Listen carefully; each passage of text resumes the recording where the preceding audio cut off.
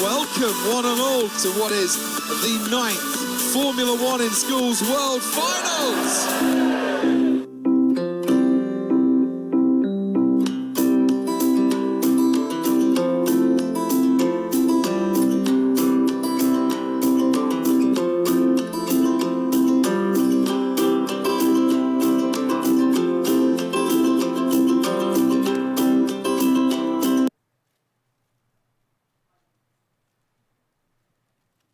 If anything, it should have already come through by now. As long as it's like on the intensity, yeah, that should be a whole lot louder than this, about like 4 times, something like that. But if it's coming up on the intensity, then it should.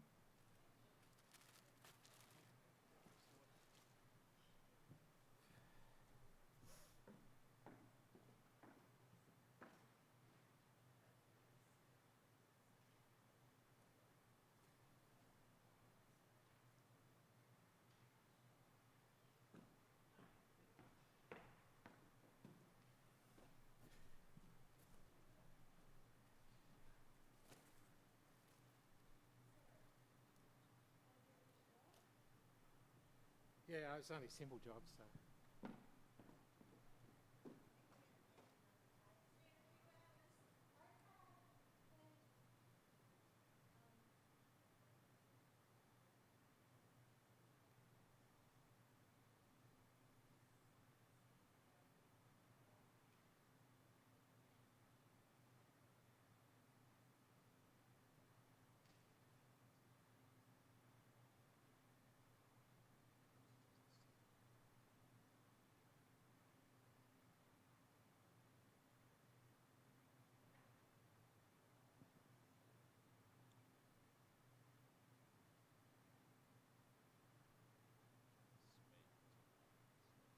Yeah, I'll just talk now. Oh, it's coming through straight away. Because I just heard Mike walk past on that video. It's pretty much coming straight through. 1, 2. That's not coming up on that one there.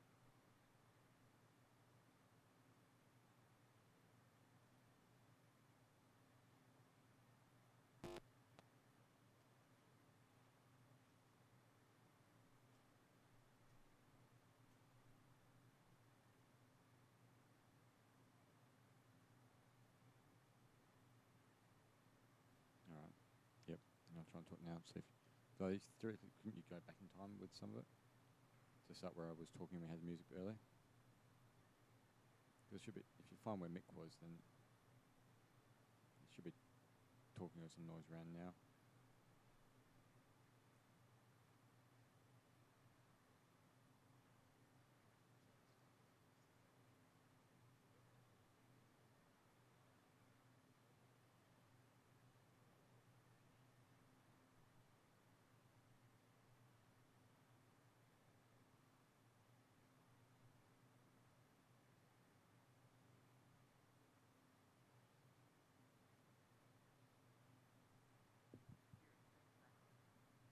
One, two. 1, 2, 2. 1, 2, 2. 1, 2.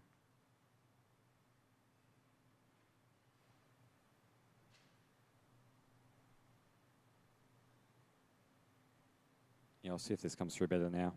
If you could listen next time.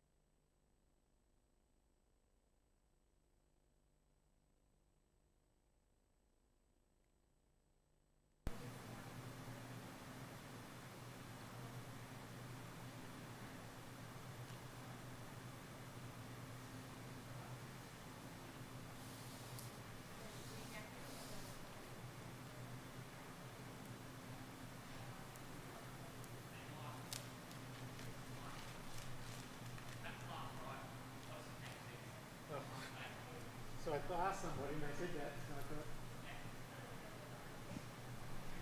thought, 2, 2, 2. 1, 2, 2.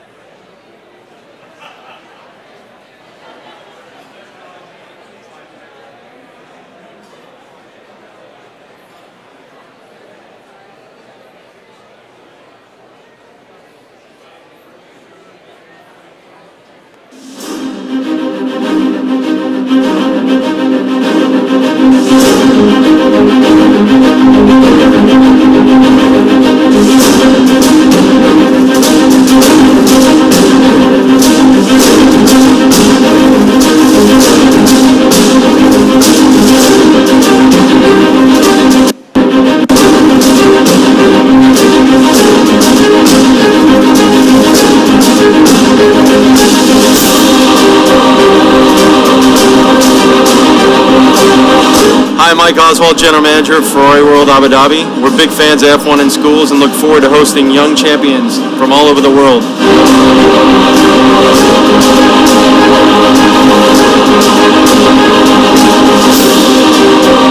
See you at the F1 in Schools World Finals 2014 at Ferrari World Abu Dhabi.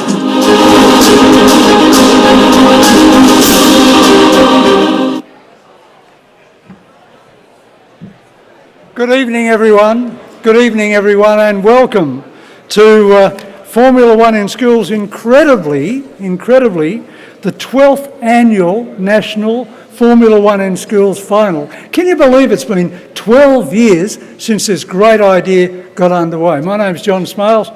I'll be one of your MCs for tonight, and I'll introduce you to the other one in a moment.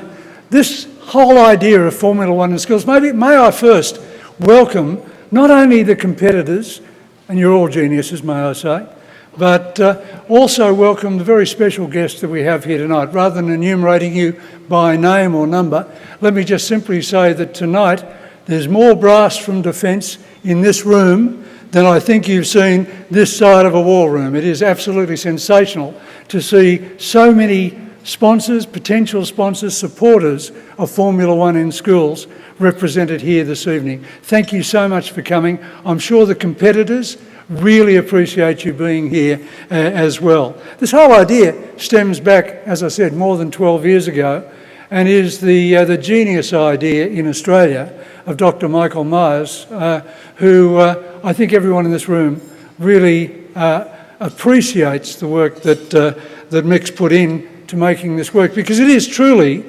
a celebration of STEM, science, technology, engineering and mathematics, those disciplines that mean so much to the future of a thinking country like Australia.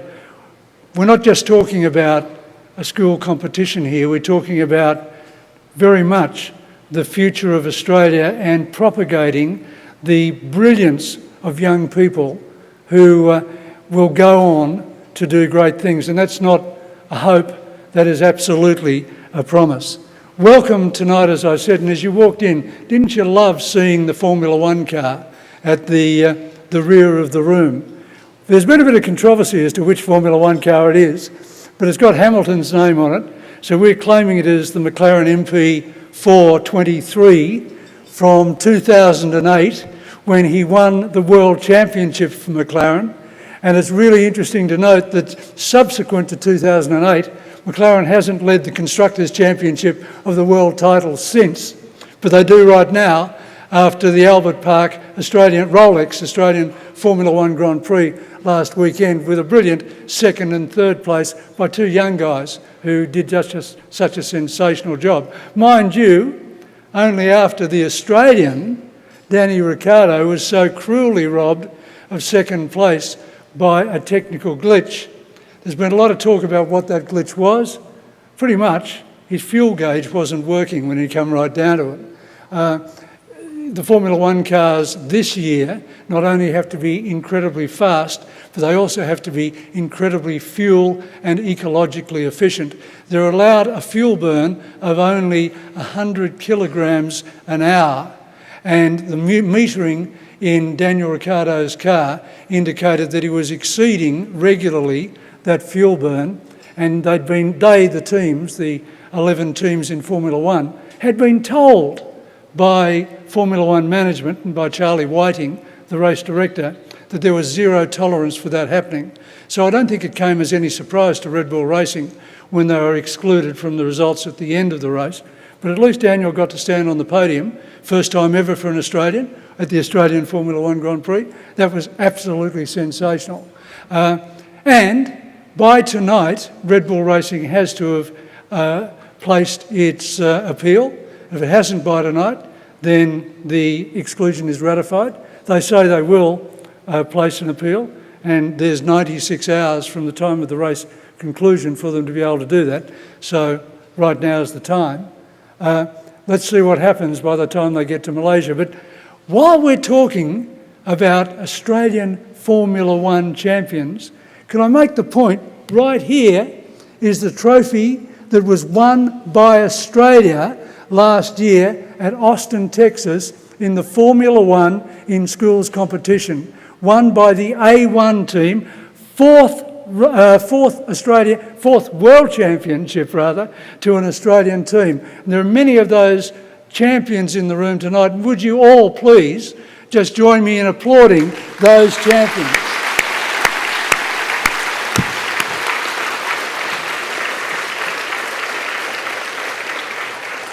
Sensational effort, and we'll hear more from them later in the evening. But I want to hear from one of them right now, because today I had the privilege of meeting a number of the guys who are in the A1 team. And one of them said to me, when I asked him the question, what do you want to be? A scientist, a technologist, an engineer or a mathematician, STEM. He said, no, I want to be a sports commentator. Goodness gracious, has he no ambition? Anyway, so I thought, why would an old bloke like me stand up here and talk to you for the next 2 hours as we do these incredible presentations? Why shouldn't evolution take its place right now? So I'd like you to join me in welcoming to the stage the commentator of the future, Sam Young.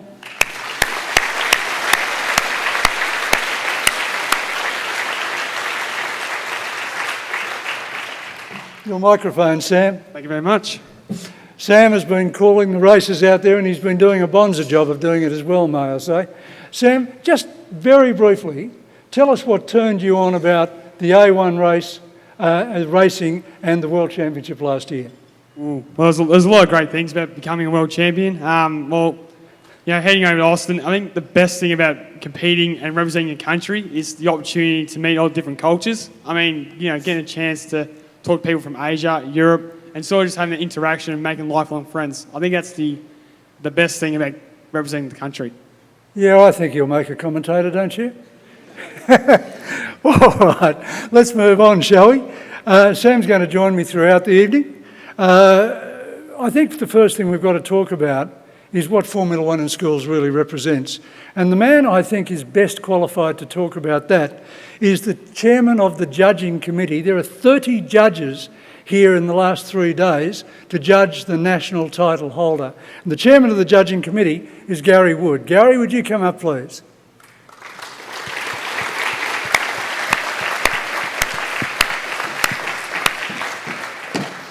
Welcome, sir. Sam. Join Sam. Sam will help you with his microphone. There we go.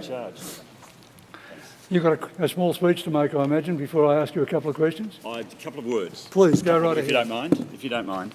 I just want to, just before we answer a few questions, like all competitions, Formula One or anything else we do, there are rules. This competition has lots of them. And what that means is that to make it work, you need somebody who can interpret those rules, explain the rules, and make sure that we all abide by the rules. And I think what you'll find is that in the Formula One in Schools program, we need, as John said, 30 judges to manage this, and that's a lot of people.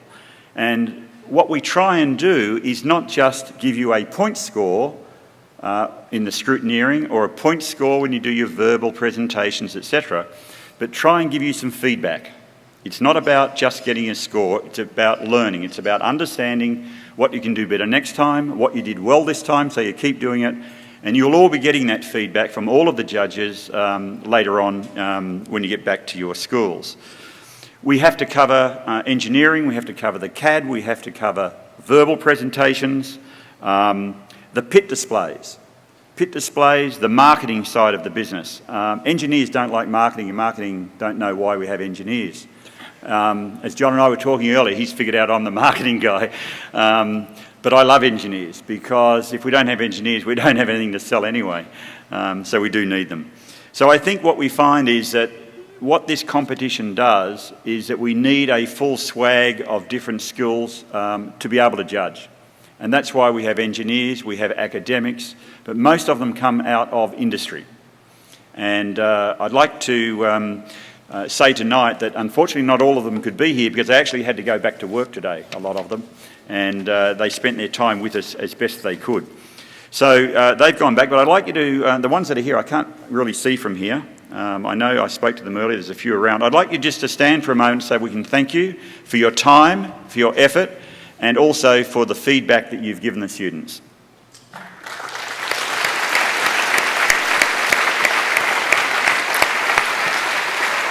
I'll use that one, okay. Yeah. Questions without notice, I love this. Questions without notice, exactly. Gary, we spoke earlier today about the things that you've learnt over the last couple of days. Now, one of the things I was really incredibly interested to learn about is that the rules are open to interpretation.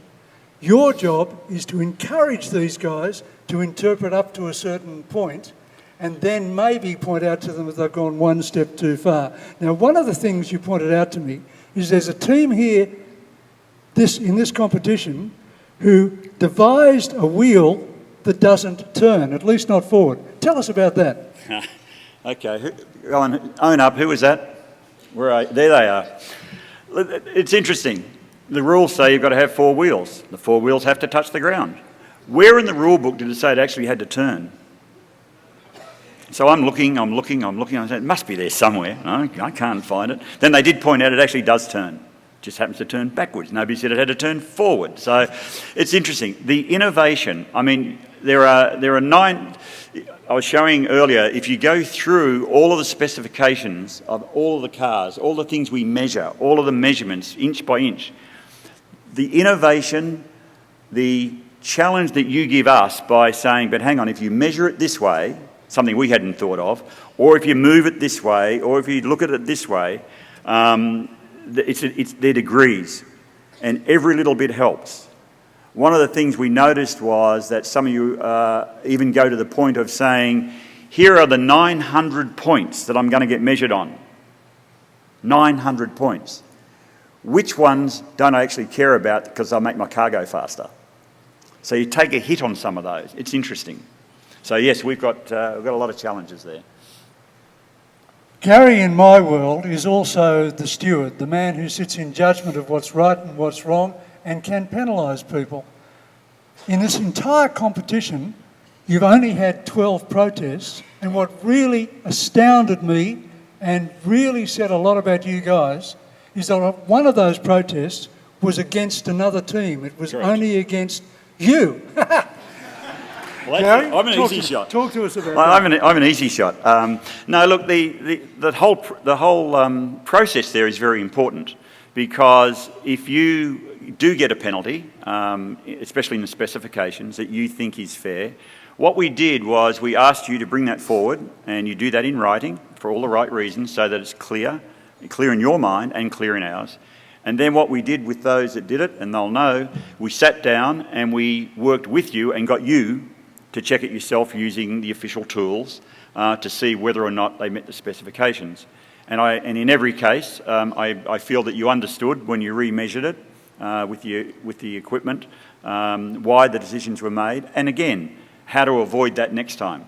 And I think later today, this afternoon, you all noticed there was a mad panic around the racetrack because all the cars got lighter.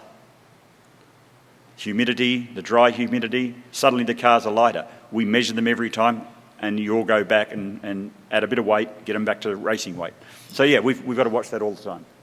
And you got them back to racing weight by putting small pieces of glue on them, doing all We sorts. don't. The team does. The team does. Yeah. We don't touch them. Guys, 30 judges, more officials than that. One of the joys of motor racing is the way officials give their talent, their skill, their enthusiasm so willingly to all forms of motor racing, whether it's Formula One or Formula One in schools. Will you join me, please, in thanking Gary Wood and his entire official team? Thank you. Thanks, Gary. Well done. So what do you reckon, Sam? Should we move on with the awards? I reckon it's about time. Okay. The first award of the evening. 29 teams, by the way. That's an all-time record for Formula One in schools. National final. Absolutely superb. Fought out in 3 divisions: development, junior pro and senior pro. So there are awards given tonight for the development group and the senior and junior pro are combined. So, we talked about so many things, about engineering, about marketing, about the way your portfolio looks, but ultimately it all comes down to one thing: how fast are you? And that's why we're leading tonight with the Speed Awards. So, our first award for the evening is the fastest lap. Now, there's a guy I know in this room who absolutely knows how to turn a lap on any motor racing circuit in the world, but even more so on any rally course in the world. His name is Neil Bates. I'd ask him to come forward. Local hero, ACT hero, Neil Bates. Neil is 4 times Australian rally champion. That's extraordinary. But he's also a guy who goes incredibly quickly, not only sideways, but also straight ahead on track racing as well. But the reason I think Neil is up here tonight is because I personally would like to congratulate him on something that he holds uniquely, an honour that he holds uniquely. Earlier this year, the Confederation of Australian Motorsport bestowed on Neil Bates the Peter Brock Medal for his contribution to motorsport in the community of Australia. That in itself is worth applause. But 2 years ago, Neil Bates also won the Phil Irving Award for Engineering Excellence given by CAMS. Now, for those of you who don't know, Phil Irving was the genius engineer who designed the Repco Brabham engine that ran the Brabham cars with which Sir Jack won the World Championship. So for Neil to have both the Phil Irving Medal, Award and the Peter Brock Medal is just extraordinary. He's the only one in Australia and indeed the world to have that. Neil, congratulations. I'm going to hand over to Sam, who's going to ask the obligatory 2 questions of Neil Bates. All right, so I've only got a couple of questions for you. Now, there's a lot of programs out there, but why did you choose F1 Schools and why did you choose to come tonight?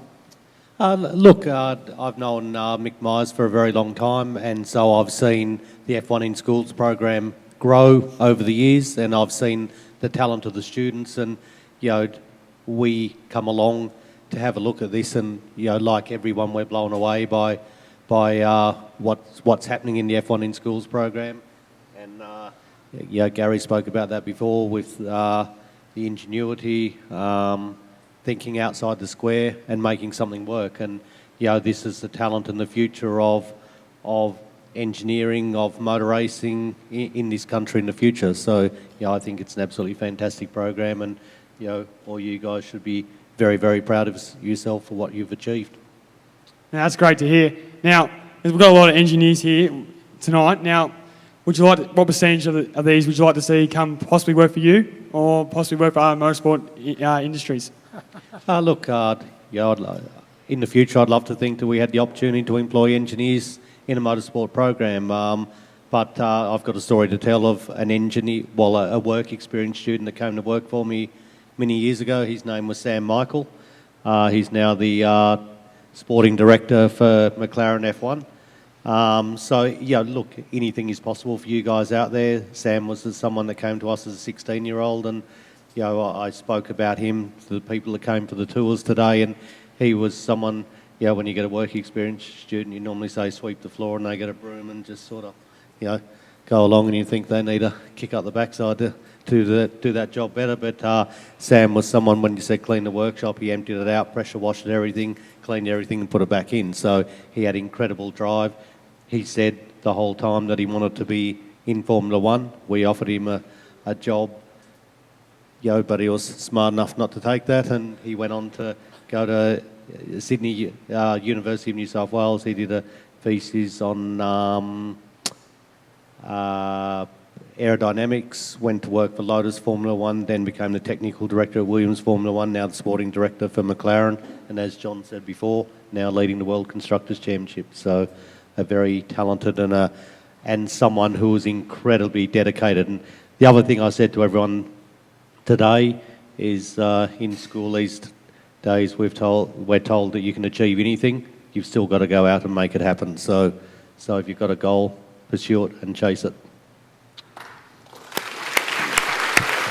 one thing I've got to teach Sam is when to wind Neil up. So let's talk about the fastest lap, shall we?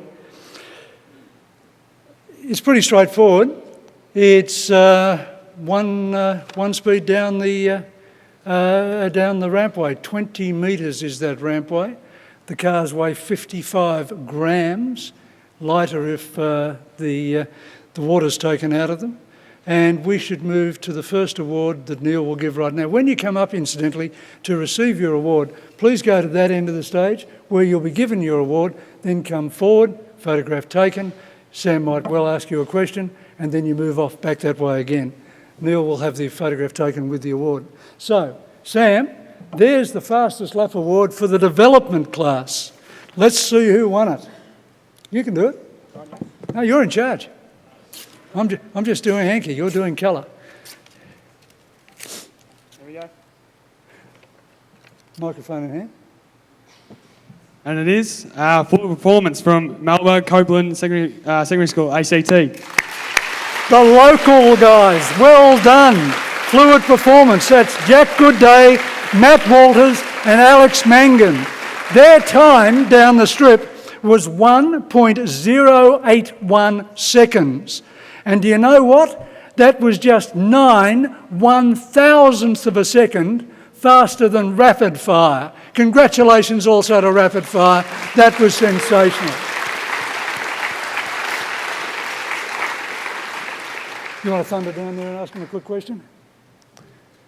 The other thing is you learn after a while, stay at the microphone and let someone else do the running. It's so good. Now I've got Jack here. Now, what's it like to be up on stage here in front of all these people, making Canberra really proud? It's a little bit scary. Yeah, it can be a little bit intimidating, but you guys have worked really hard and we're all really proud of you. Let's grab this quick photo. That's done. Well done. By the way, the world record is 1.02 seconds. These guys did 1.08, so what's that, 600ths of a second outside the world record. It's really quite sensational, isn't it? Okay, well done, guys. You're away. Now, let's move on to the next one. As those guys leave the stage, we'll get the technique working well in a moment. So the winner of the Australian Grand Prix Perpetual Trophy, the Australian Grand Prix Perpetual Trophy, the Grand Prix Corporation has actually given this trophy. That's how important Formula One in schools is. For the fastest lap in the professional class is, it's like the Logies. Supersonic speed. From Merewether High School in New South Wales, Joshua Beverley, the driver Mohammed Al-Madafa, Daniel Bradley, Nabil Khan and Aidan Gentle. Their time, a 1.037 second, which was 15/1000ths of a second faster than Gamma Racing. Congratulations, Gamma Racing as well. All right, I got Mohammed here. Now, you were the trigger man today. You're pretty happy with your time, weren't you? Absolutely. You reckon it could have gone any faster? Maybe after a few runs. See, even then, they think they still could have gone faster. All right, we'll go this quick photo again. Well done, guys. Congratulations to Supersonic Race Speed and Fluid Performance, the winners of our first awards, which is for the fastest lap. Neil Bates puts many medals around people's heads. We'll be moving on to the second category in the moment. And just to speed things up slightly, Neil Bates will be leaving stage left with these guys, and we'll be welcoming to the stage, and why don't we do it right now, Kim Gillies, Managing Director of Boeing Defence, Boeing Australia. Kim?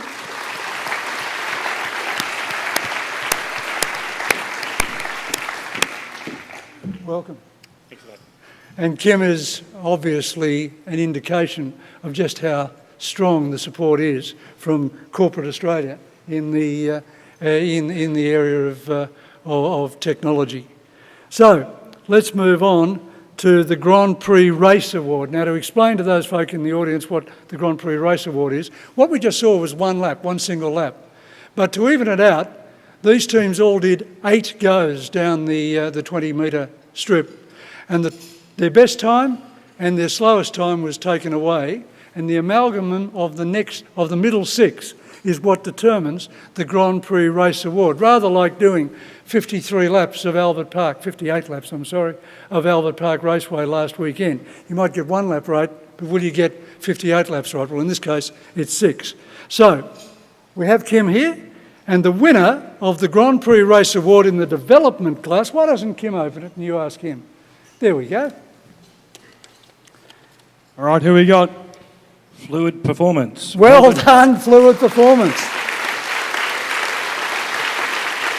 Jack, Matt and Alex, ACT heroes. If anyone's going to sweep the floor in Neil Bates' workshop, it's these guys.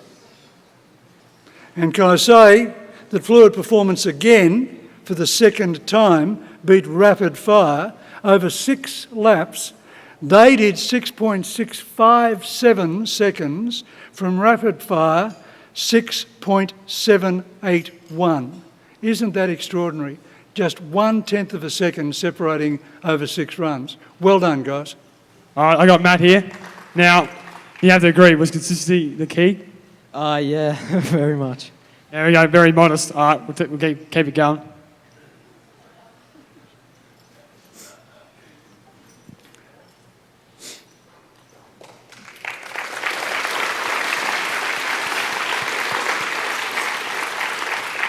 And as they leave the stage, young Sam, or Sam Young, we move on to the winner of the Grand Prix Race Award in the professional category. And the winner is... Kim, stay with us, please. You're doing the next one. We have Celeritas from Barker College, New South Wales. Well done, Celeritas. That's Middle Mystery, Andrew Simpson, Patrick Smart, and the driver, Viran Viraskira.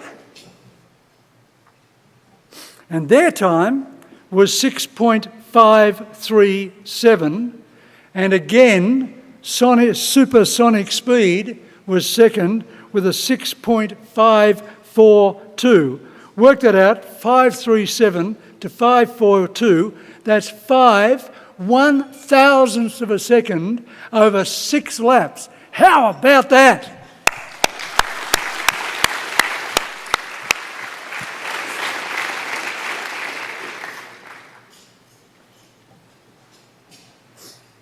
All right, where's Varane?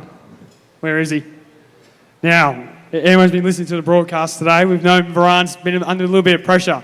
Now, have you earned your spot on the bus? Are you going to get a seat back? Yeah, I've been guaranteed a seat back, I think. Now, isn't that great? Varane's finally going to get home. All right. Kim, thank you very much indeed for joining us. We really appreciate it. And thank you also to Boeing Defence for your support of Formula One in schools. Let's move on to the next award, which is the Knockout Champions. And to present those awards to our superfast trigger figures, let's please welcome the Honourable Julie Owens MP, the member for Parramatta. Julie? Here she comes, fast.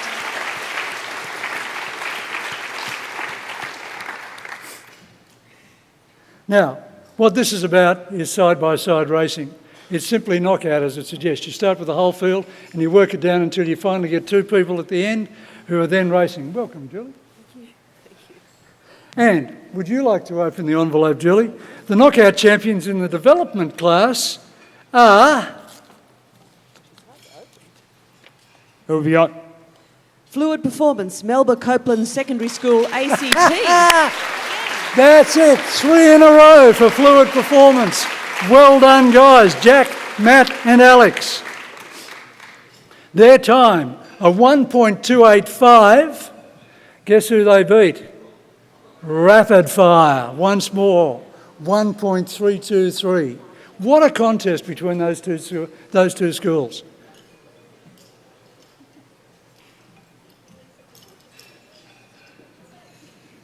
Come back, go there.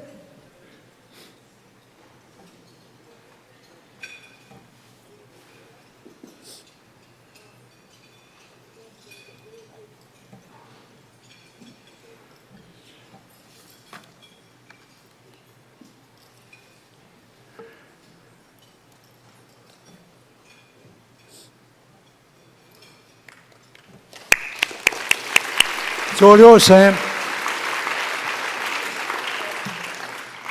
Now, you won 3 awards in 3 categories. Any chance of clean sweep? Nah. I reckon everyone should deserve a medal here. They've done, really well.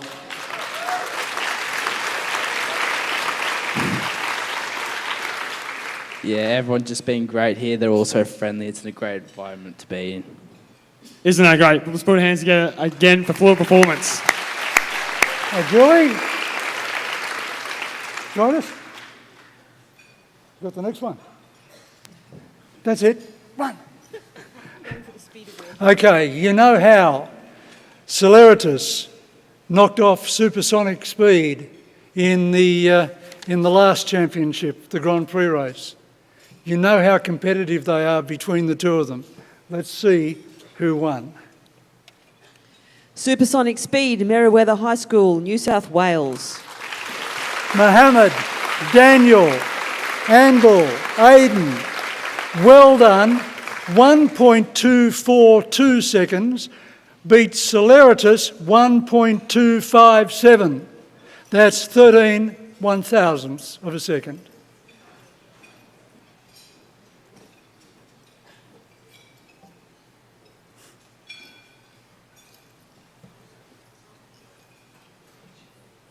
You want to hop in and ask somebody a question? Make them feel good? I got Daniel here. Now, you had Mohammed on the triggers today. He did very well for you. What do you think his career aspects hold future? Anything like a fighter jet pilot or something? Well, the way he's going, I think if he really... he would be obviously the best person to be a Formula 1 driver, but unfortunately, it's not his career path in the future. But I'm really sure that his super quick reflexes would help in some form in the future for his career. Let's put our hands together again for Supersonic Speed. And also for Julie Owens. Thank you very much indeed, Julie. Thank you very much indeed, Julie, for your support of this competition. Well, we talked about speed.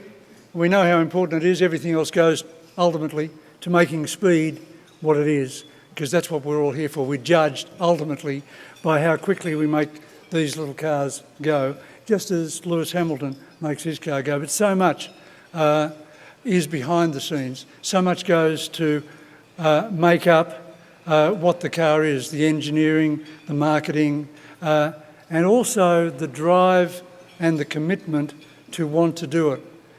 A champion can't be a part-time champion. A champion has to be someone who has an absolute drive and ambition to want to do it, that drives them further than anyone else in that form of endeavour. And that's where we're moving to right now, what is called the Encouragement Awards. And to help present the Encouragement Awards, I'd ask David Gould, the General Manager of Submarines in the Defence Materials Organisation, to please join us on stage.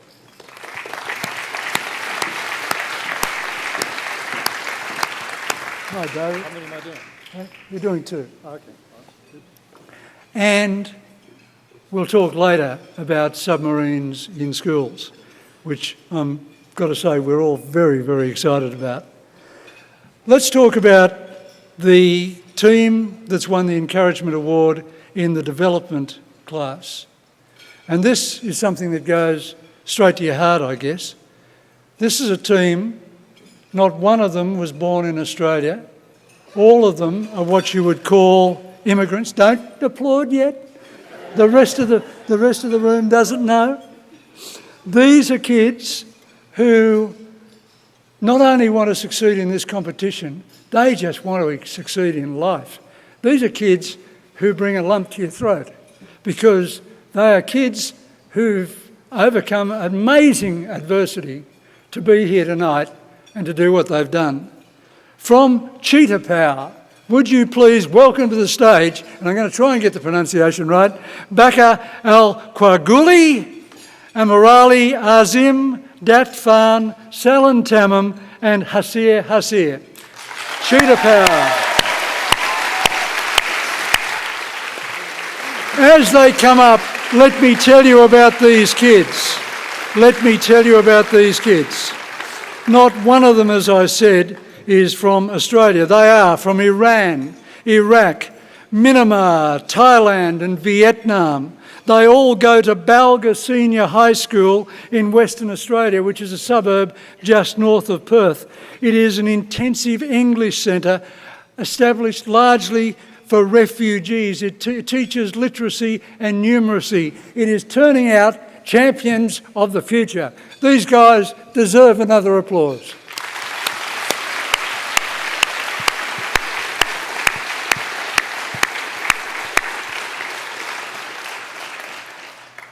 All right, we're just going to grab a quick interview here with Barker. Now, you've worked so hard to get here. Is it finally paid off by now standing in front of all these people?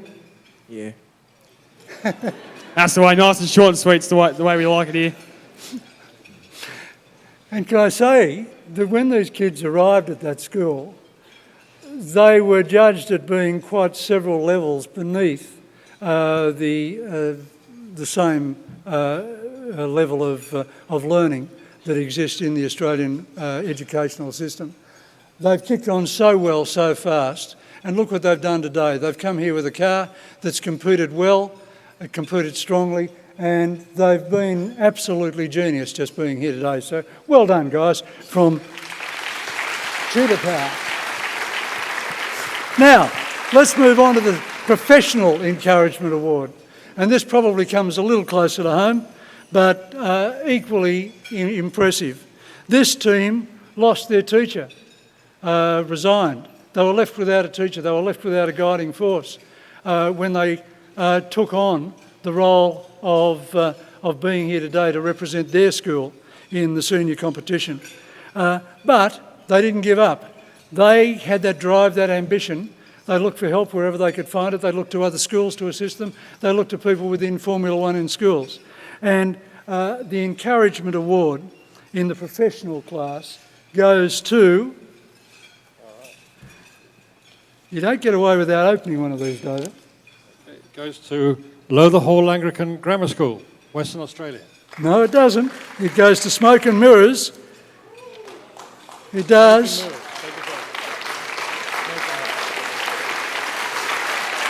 You're close. Smoke and Mirrors, and can we introduce them as they come up? Lucy Ryan, Eloise Elphinstone, Jessica Lang, all three of them from Lowther Hall Anglican Grammar School in Victoria.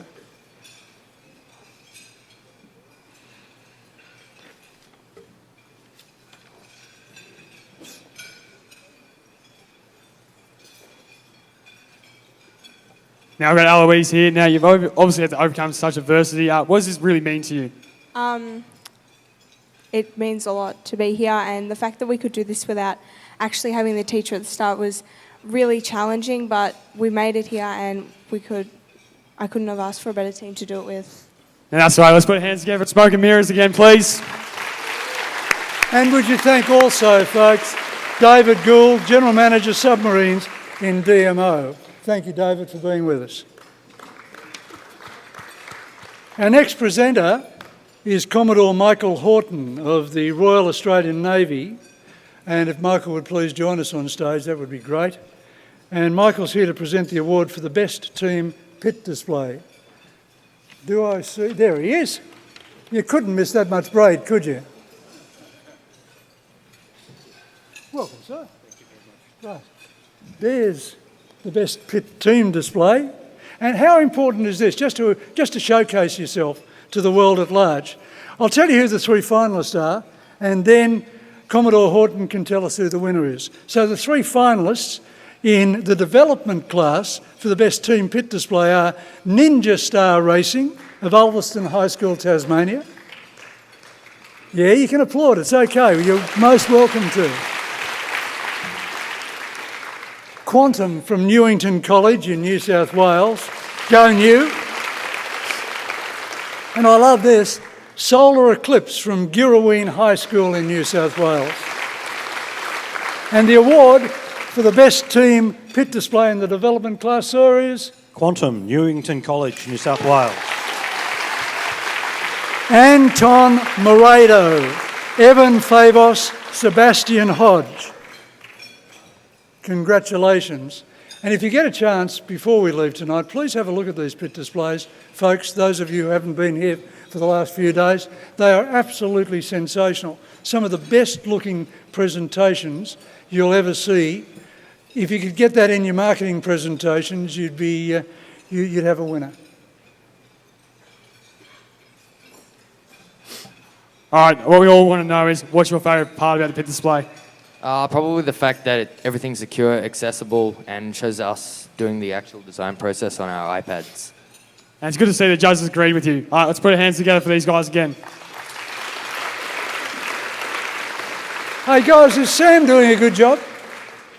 Is Sam putting us out of business? Putting me out of business? Yes? Good. Fantastic. Well done, Sam. Stay with it. All right. The professional class. The three finalists are, and congratulations to all three of you, Airstream Racing, all the way from Mackay, North State High School, Queensland.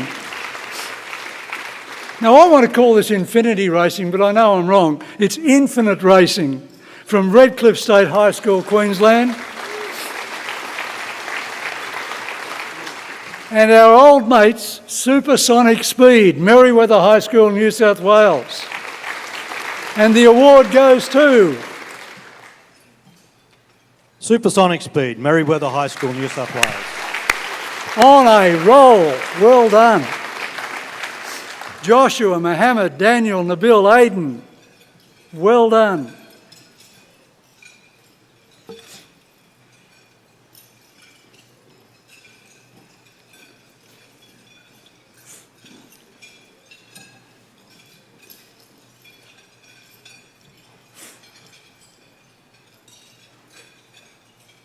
All right, I've got to ask, the medal's starting to weigh you down a bit. You've been up here a few times. Yeah, it's great. That's the way, short and sweet. All right, let's put your hands together. Supersonic Speed again.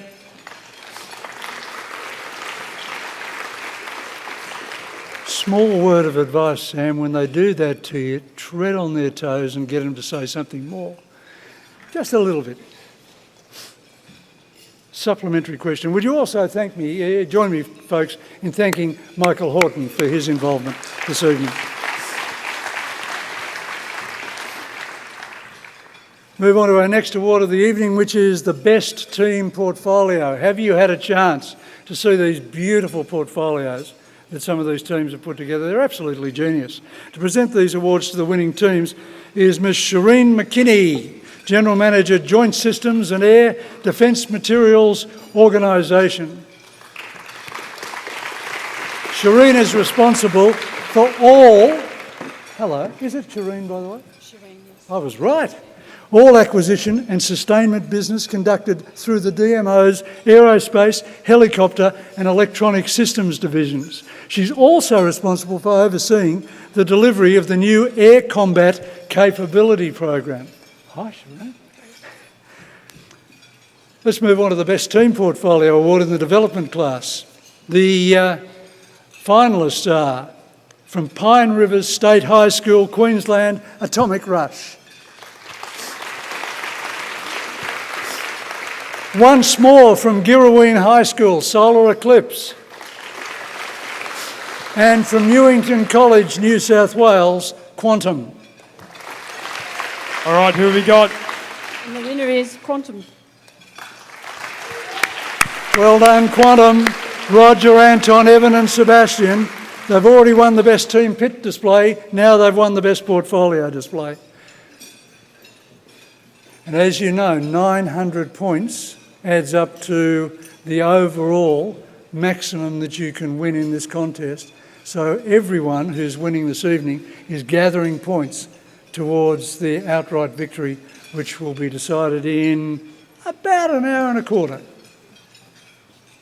All right, now I know as a former competitor how many hours you put into the creating portfolio. So how many hours did you put in and who was responsible for doing it? So Seb and Roger, our graphics designer and resource manager, are in charge of that. They've put in a lot of hours, so roughly we work 2 hours over school each day, and putting our work in together really helped out. Made a perfect portfolio, good template, and roughly we spent about a good 50 hours over the course of the program. Over 50 hours, yeah, that's a good effort. Let's put our hands together for Quantum.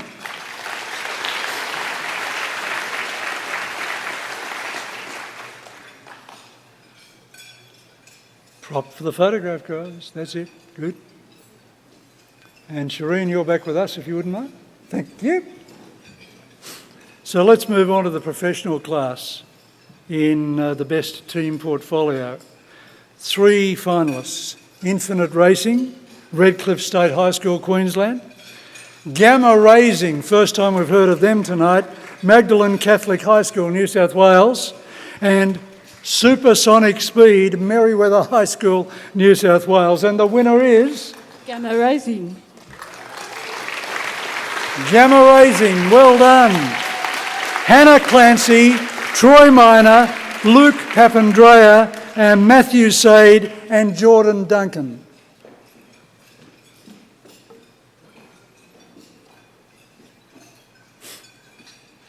All right, I got Hannah here from Gamma Racing. Now, I flipped through your folio. I thought I was quite impressed, and obviously the judges were too.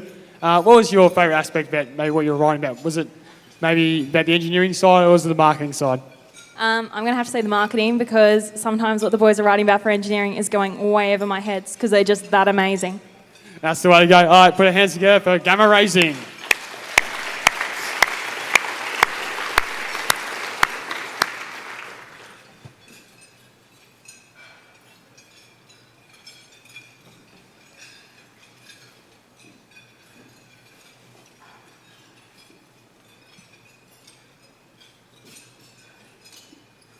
There we go, looking for the flash. And congratulations to Gamma Racing and Shireen McKinney. Thank you very much indeed for joining us as well. Our next award, and I'd like to welcome to the stage a pretty important human being, actually, I've got to say. You're all aware of the Future Submarine project that's happening in Australia. $35 billion worth of it over the next lifetime. And the man who is responsible for undertaking the Future Submarine project is Rear Admiral Greg Samet. And I'd like to ask Rear Admiral Samet to please join us on stage right now.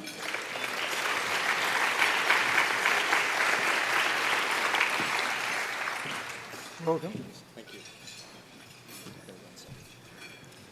And it may seem a little bit incongruous that a submarine program would present the finalist for the best team marketing, but I don't think so, because I think the Future Submarine program has been marketed wonderfully to the Australian community at large, and therefore it's absolutely appropriate that Greg Samet should be with us right now. What we're talking about is the best team marketing program in the development class, and there are 3 finalists. They are Quantum, Newington College. Well done, Quantum. Aerospeed Racing, Kyabram, P12 College, Victoria. And from Girraween High School again, Solar Eclipse. And the winner is? Solar Eclipse, Girraween High School. Yes! In the finalists for the last 3 attempts, and Solar Eclipse gets up. That's sensational. Kylie Sadad Sharan, Laura Box, Matthew Lai, Karen Cho from Girraween High School, New South Wales. Congratulations.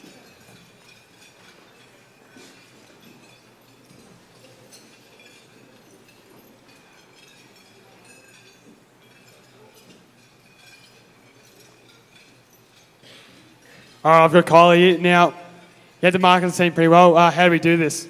Through our keyrings, in which we had people try to take the coin out of the keyring and bring the plastic and the coin separately. And if they did, then they would get a ticket into our raffle, in which you get to win a free tablet. Isn't that a great idea? Let's put our hands together for Solar Eclipse.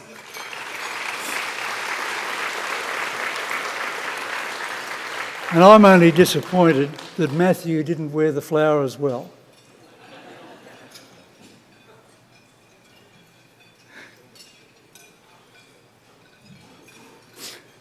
Greg's joining us back here at the moment because we're going to now tell you who won the Best Team Marketing Award in the professional class. And the 3 finalists are Coercion from Maitland Grossman High School in New South Wales. And gee, I hope they get up, because there's a guy there who looks absolutely a dead ringer of Nico Rosberg. I saw him earlier today. I said, "G'day, Nico." He didn't speak to me, so that told me absolutely it was Nico. Well, who knows? We'll find out in a moment.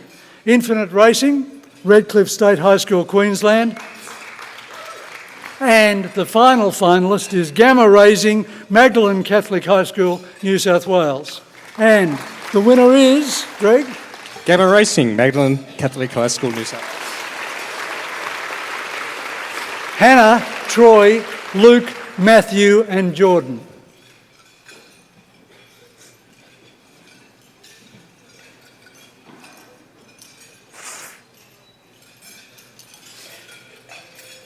I got Hannah again. Now, the market sales, we've got to be able to remember you. What's the one key aspect that's going to make us remember you from this national finals? It's going to be our wristbands and the puzzles. There we go. If everyone's got a wristband and a puzzle, that's how you remember Gamma Raising. All right, thanks, guys.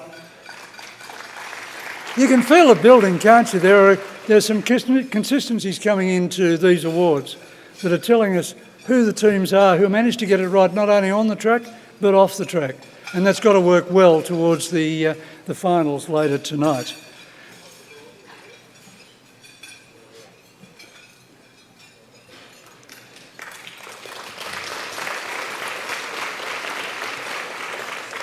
Thank you, guys. Congratulations. And would you thank also Rear Admiral Greg Samet? And we'll speak to Greg later tonight, I'm sure. Okay, our next award is for Outstanding Industry Collaboration. Without this, it is impossible to go motor racing.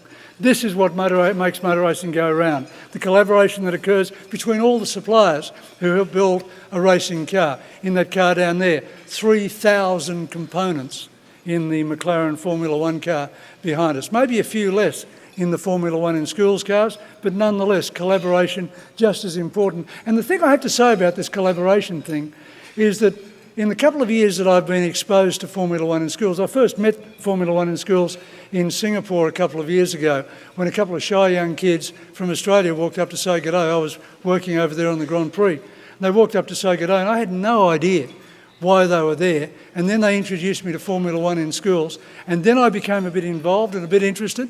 And the way corporate Australia has already got behind Formula One in schools is absolutely exemplary, and corporate Australia, at whatever level, whether it's at national level or whether it's the local milling and tooling organisation in your hometown, the help that they've been giving to these young Australians who are working towards something special in their lives has been really extraordinary. And for that, they should all be congratulated. And the person who will congratulate them, of course, is Michelle Kelly, who's Head of Defence Industry Division in the Defence Material Organisation, who'll join us on stage to present this award.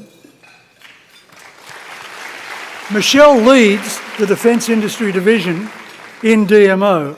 And in this role, she's responsible for the provision of strategic and policy advice to the government. Hi, Michelle. Other parts of DMO and Defence. She's also responsible for the implementation of a range of policy initiatives and funded support programs for the defence industry sector, so you can see what collaboration is all about. The finalists in the development category are, if I've got this right, Solar Eclipse, Girraween High School, Rapid Fire, Brighton Secondary School, and Quantum from Newington College. And going to the envelope. Oh, who we got?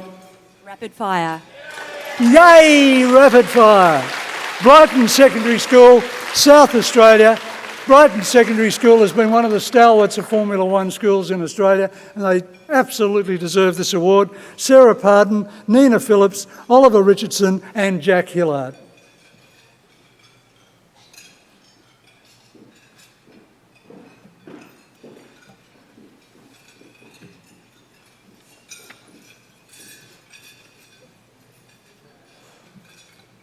I was giving Nina a chance to finish her food, but what I really want to know is, you've been talking about a bit tonight about the fastest car and stuff.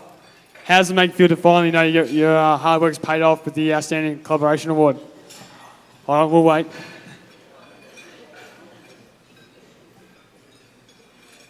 We'll move on to another person. All right, so how's it feel to make all your hard work pay off? Very good. Very good, and just very good? Yeah. There we go, short and sweet. Well, that's all we got. Rapid fire, let's put our hands together for them. 2 questions, Sam, 2 questions. You can do 2.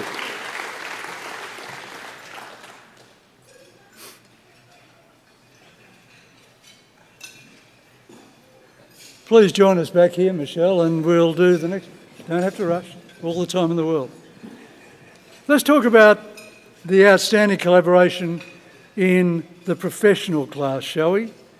The three finalists are Airstream Racing, Mackay North State High School, Queensland, Celeritas from Barker College in New South Wales, and there'll be a prize for anyone who can tell me what Celeritas means, apart from Celeritas themselves. And again, Infinite Racing's been knocking on the door of so many awards tonight from Redcliffe State High School in Queensland. And the winner is? Infinite Racing. Yes! Freya King, Bronte King, Oliver Reichel, Christina Ortigue, Think Pink.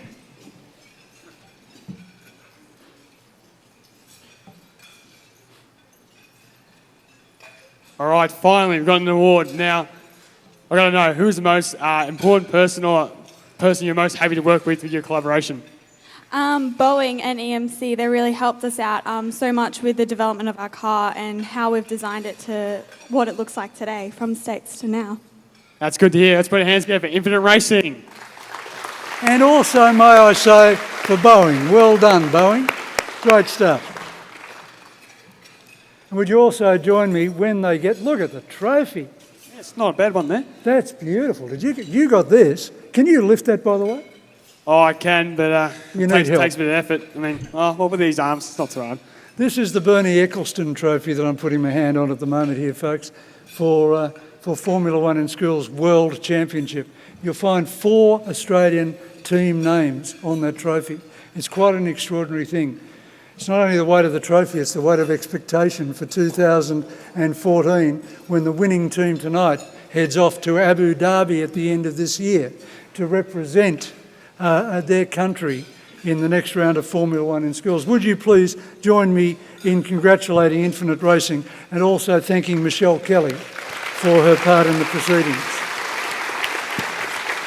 So, why don't we move on to innovation? Before I ask Dr. Len Siaka to come up, I just want to say, last weekend at Albert Park, if you walk through the pits, you'd be absolutely astounded how the new rules have just changed the look of the cars. I guess you all saw them either in person or on television. The noses on those cars. What did you think of them? Have I got anyone saying good? Yeah, thank you. Good. Okay, I'll pass that on to the teams, because even the teams think they're really ugly, but they had to build them to be within the rules. So I walked around the pits, if you will, here today, and I saw nose cones, composite nose cones, because the nose cones don't have to be part of the balsa body, and therefore there's a much freer regulation. And I thought some of the design concepts and the attempts that have been made by you, the teams, were nothing short of sensational. I don't know if they work, but gee, they look good. And compared to last year, only 12 months development, you guys actually advanced so much further in terms of your innovation than perhaps even Formula One has. I'd like to just have an applause of one, which is me, to say well done. Congratulations. Fantastic. And now, I'd like to invite Dr. Len Siaka of the Defence Science Technology Organisation, DSTO, representing the Chief Defence Scientist. I'm going to read all this, if you don't mind. Dr. Alex Zelinsky. The DSTO is part of Australia's Department of Defence and is the Australian Government's lead agency charged with applying science and technology to protect and defend Australia and its national interest. DSTO delivers expert, impartial advice and innovative solutions for defence and other elements of national security. I read all that because I'm just amazed at the firepower that we've got on this stage tonight. Thank you very much indeed for being with us, Len. Let's talk about the development class. 3 finalists. Solar Eclipse from Girraween High School. Rapid Fire from Brighton Secondary School, South Australia. And Quantum from Newington College, New South Wales. The winner is... Solar Eclipse. Solar Eclipse. Well done. Girraween High School, second award of the night. Kylie, Laura, Matthew and Karen.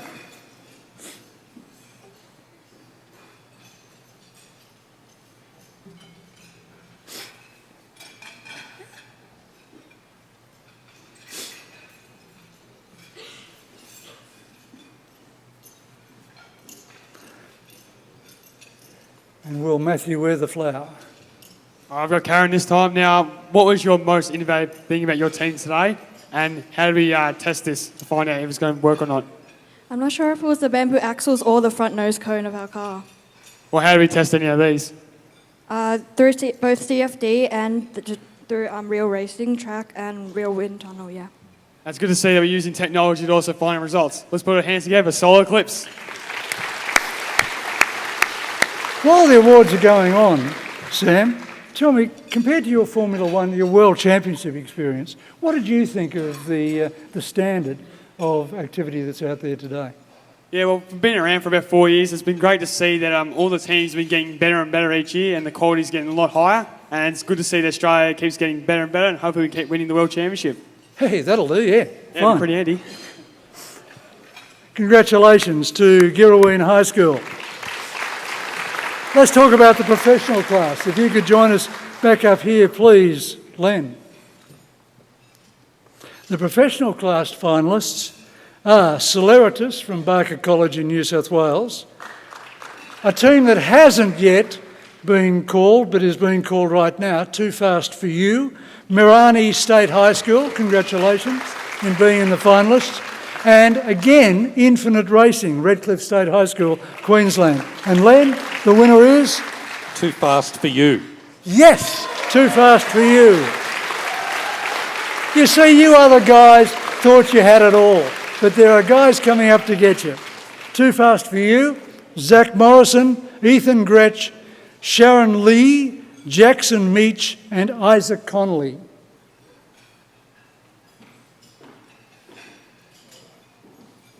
Mirani State High School, Queensland. All right, now, what I really want to know, with your name, Too Fast for You, do you reckon your innovations helped you live up to your name? Yeah. Just yet, maybe not a bit more elaboration. What was your favourite innovation? The thermal camera we used, I reckon. Yeah, and how did we do this?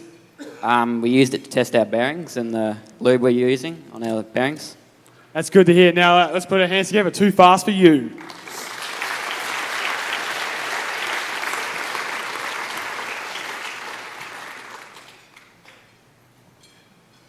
And as Too Fast for You leaves the stage, would you also thank Dr. Len Siaka?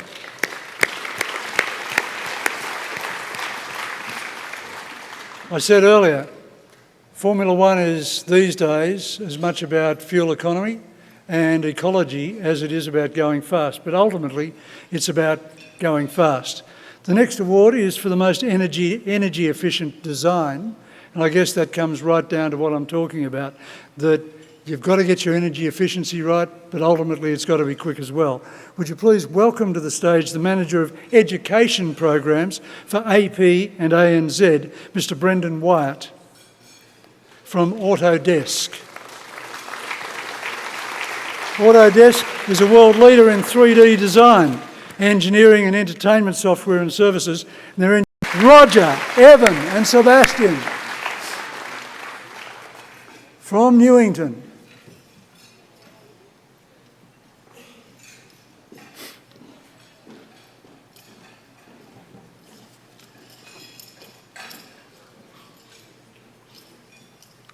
Now, boys, you keep consistently getting your name called out. Is this making you a bit more happy, a bit more excited about a real possibility of going far in the competition? Definitely. Evan's done a really good job designing the car. I think we really ought to congratulate him, the front wing especially, although the main body is a really important feature with the car as well. That's good to hear. Let's put our hands together for Quantum.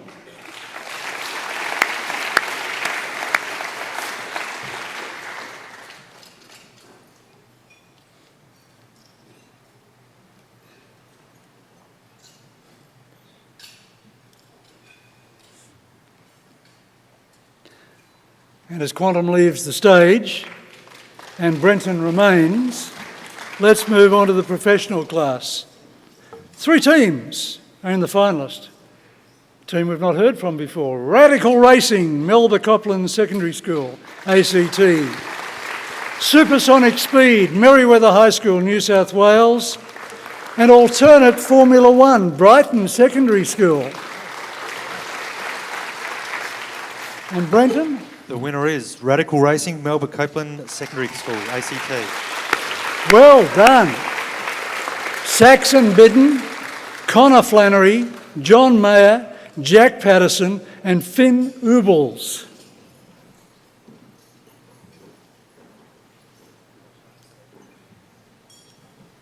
Now, I got Connor here from Radical Racing.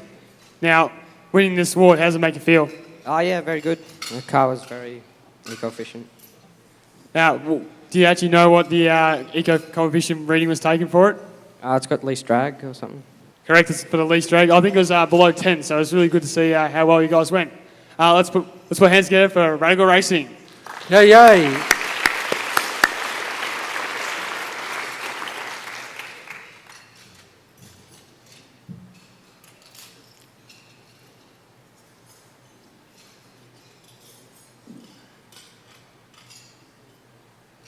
Fair old lump of medals around their necks, isn't it? Looks great.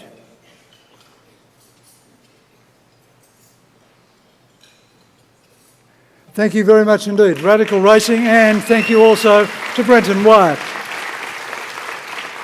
Thank you, Brent. Do appreciate it. One of the most coveted awards in this competition has to be the Best Engineered Design Award. I think Neil Bates, who spoke with us earlier, would agree on that ultimately it doesn't matter how many components you've got, it's how you put them together, in what order, and how well they fit, and how well they work over the time of the competition that really counts. Engineering means so much. In fact, if I could just talk about Neil for one moment. Neil actually built an S2000 World Rally car, kind of World Rally car, in his workshop in Canberra. And that's why he won the Phil Irving Award for Engineering Excellence. He did it with his partner Darryl Bush, and they did it basically with a jig on the floor of their workshop, and the thing was so pin-sharp perfect in the way it came together that it established an opportunity for Neil to be able to market that car to rally teams around the world. That's what I mean when I talk about engineering excellence, an ability to get it exactly millimetre right. To present this award, would you please welcome Professor Alex Bache, President of Engineers Australia. Now that's appropriate. Engineers Australia is the national forum for the advancement of engineering and the professional development of its members. 100,000 members embracing the development all over Australia. Well done, Alex. So, let's move right on to the Best Engineered Design Award in the development class. And the 3 finalists are Rapid Fire, Brighton Secondary School, South Australia, Quantum, Newington College, New South Wales, and Ninja Star Racing, Ulverston High School, Tasmania. Alex. And the winner is Rapid Fire, Brighton Secondary School, South Australia. Sarah, Nina, Oliver and Jack. And this time, Sam, Sarah. She burned you off last time. You've got to have a go.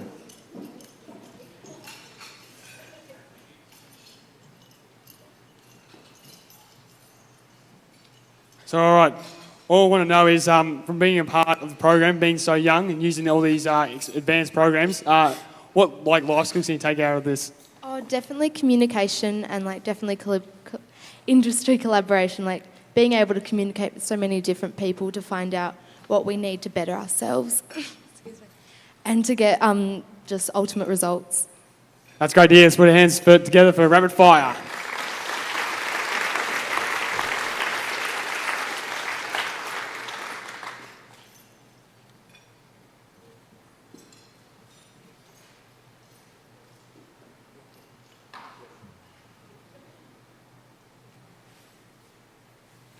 We're doing pretty well.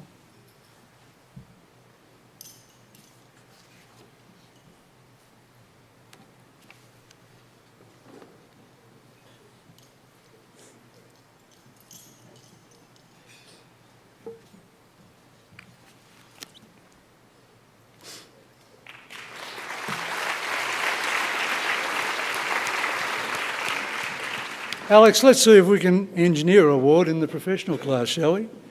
The finalists are Alternate Formula One, Brighton Secondary School, Celeritas from Barker College, New South Wales, and Gamma Raising from Magdalen Catholic High School, New South Wales. The winner of the Best Engineered Design Award in the professional class is... Alternate F1, Brighton Secondary School, South Australia.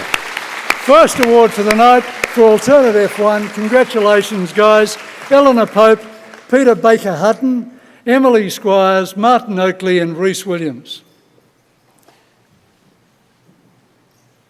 Can I also just comment on how well presented the teams are as they come up to get their awards as well? Don't they look good?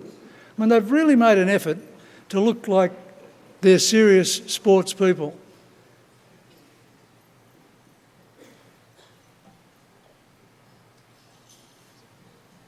I got Rhys here. Now, winning the Best Engineer Design, how does this make you feel, and what do you reckon was the key aspect of getting this award? Well, obviously the Best Engineered Design is a highly coveted award, so we're very pleased to take it. We think possibly our spoke peak wheels were the main talking point of our car. That's great to hear, an award that Shia is really proud of winning. Let's put our hands together for Alternate F1.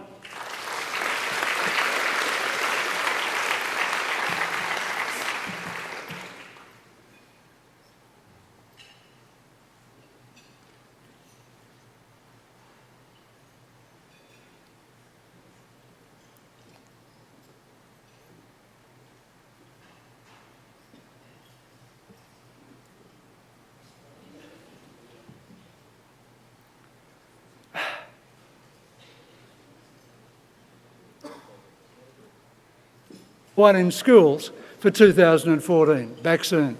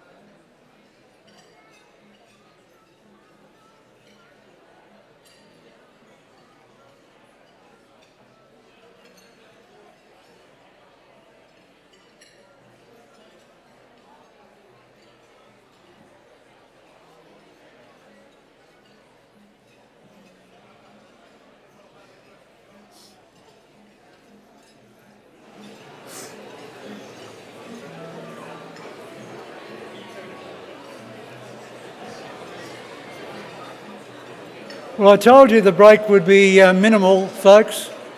Hello and welcome. We're back. This is the sharp end of the night. Please resume your seats and pay attention to what is about to occur, because what's about to occur is pretty special indeed. So we all back, folks?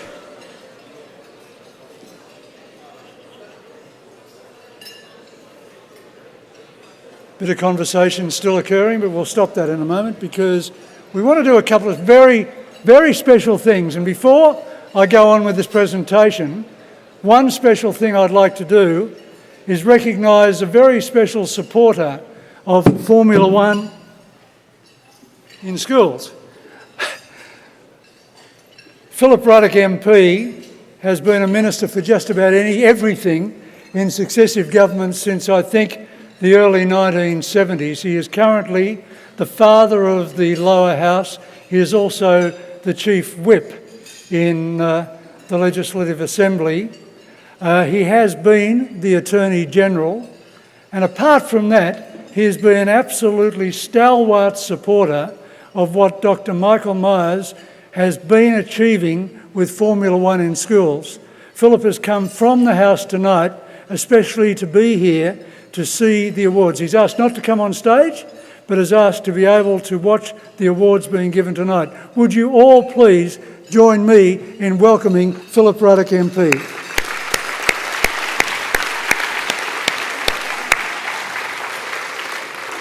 And Philip is as proud as everyone in this room of the amazing performance of the Australians in the World Championships last year. 17 November 2013, Austin, Texas, running up against the World Formula One Championship at that time. That was won, of course, by Sebastian Vettel. He captured the limelight that weekend by establishing his 8th successive win, which was an all-time record in Formula One, 8 wins in a row. Sebastian didn't win last weekend. And Daniel Ricciardo almost did. So, what we want to do for just a few moments is to bring to this stage A1 Racing, the world champions for 2013. That's an amalgam of Phoenix P12 College Ballarat and Pine River State High School in Queensland. As I speak, would the world champions please come to the stage? Would the people who came 5th in the World Championship also come to the stage? That's Engadine High School, New South Wales. Please come up. And would the teams that came 6th in the World Championship, Odyssey from Brighton Secondary School, also join us on stage. As they do, I want to show you exactly what they achieved. Roll video.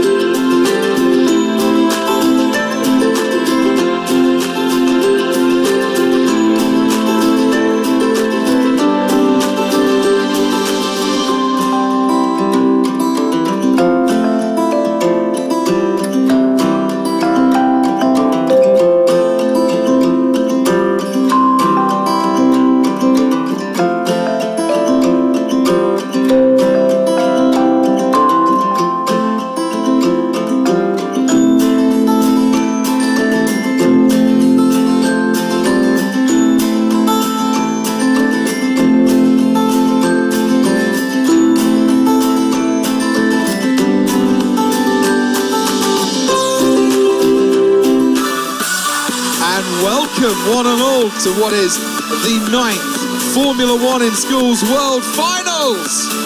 Howdy.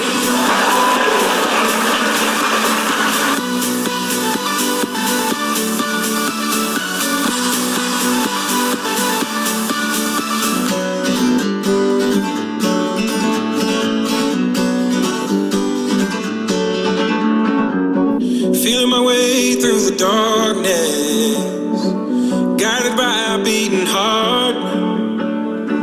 I can't tell where the journey will end, but I know where to start. They tell me I'm too young to understand. They say I'm caught up in a dream. Well, life will pass me by if I don't open up my eyes, so that's fine by me. So wake me up when it's all over, when I'm wiser and I'm older. All this time I was finding myself and I didn't know I was lost. So wake me up when it's all over, when I'm wiser and I'm older. All this time I was finding myself and I didn't know I was lost.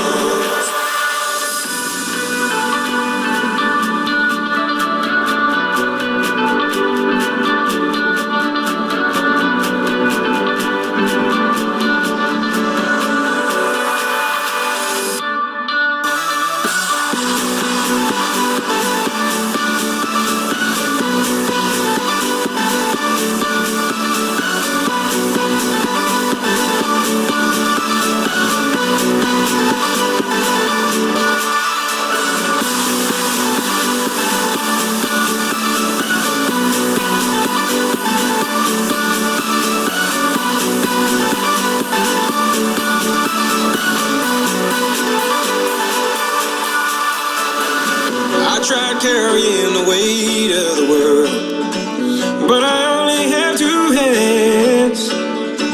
Hope I get the chance to travel the world, but I don't have any plans.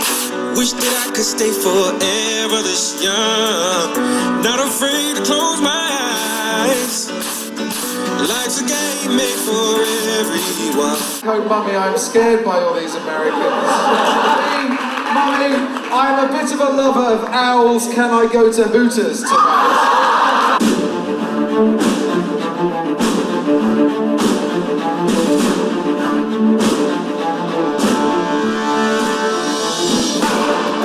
From Australia, an island in Odyssey. Motion racing.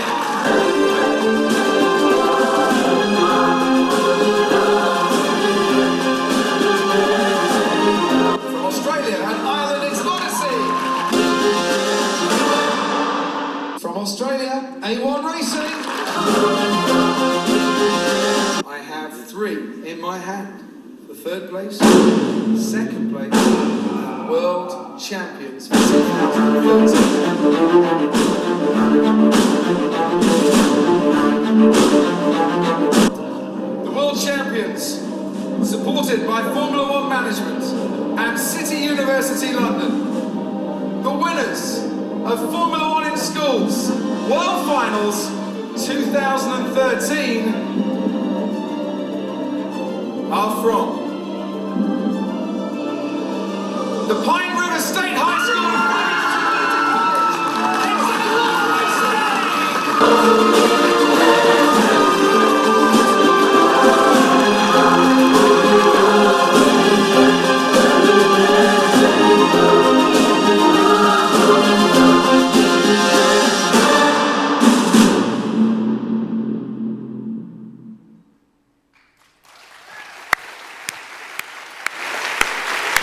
34 nations contested the Formula One in Schools World Championship and Australia won. Fantastic. And can I point out that the teams that came 5th and 6th, Motion Racing and Odyssey, won in succession the best pit display contest for motion racing and the best collaboration and the best portfolio for Odyssey, as well as taking 5th and 6th. That's the 3rd World Championship in succession for Australia and the 4th since the contest began. You guys are serious champions. Well done.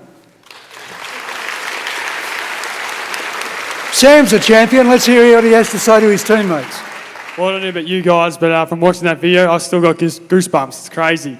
Now, I've got to have a chat here with Ben. Now, Ben, got a bit of a personal story you want to pass on? Do you want to elaborate on how the program's changed to you?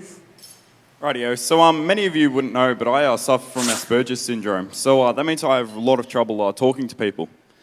But from all the experiences that I've been able to be put in from this competition, I've really been able to find out who I really am, and it's changed my life forever from that situation.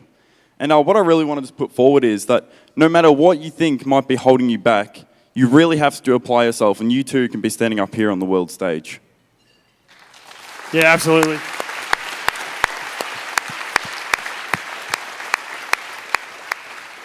Now, knowing Ben as I know, you want to take this to a bit of a lighter side now. I want you to explain that the whole world already knows, but some people here might not. What was this little initiative you had for our team?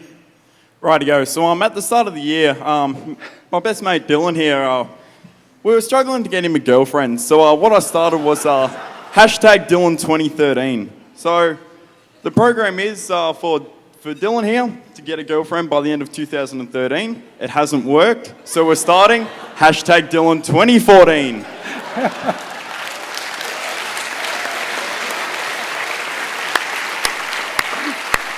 So if there's any single ladies in the house, please have a chat to Dylan. He's looking. Now, I've got Josh here from Motion. Now, a few times see you featured in the video. Any highlights from the World Finals and maybe a little story you might want to share? Look, the entire thing was just absolutely incredible. One of the highlights was probably actually arguing with Gary Hammond. We sort of had a bit of a rule infringement, and then we had to argue our points to, try and get the points back. We weren't fully successful, but we didn't suffer any further point incursions. That was actually, it wasn't fully positive, but it was really, really exciting and interesting. Now, that's great to hear. Now, I want to have a little quick chat here to the guys from Odyssey. Now, I'm going to talk to Martin. Now, Martin, you guys collaborated with a team from Ireland. Can you elaborate on how that went and explain the process of collaborating internationally?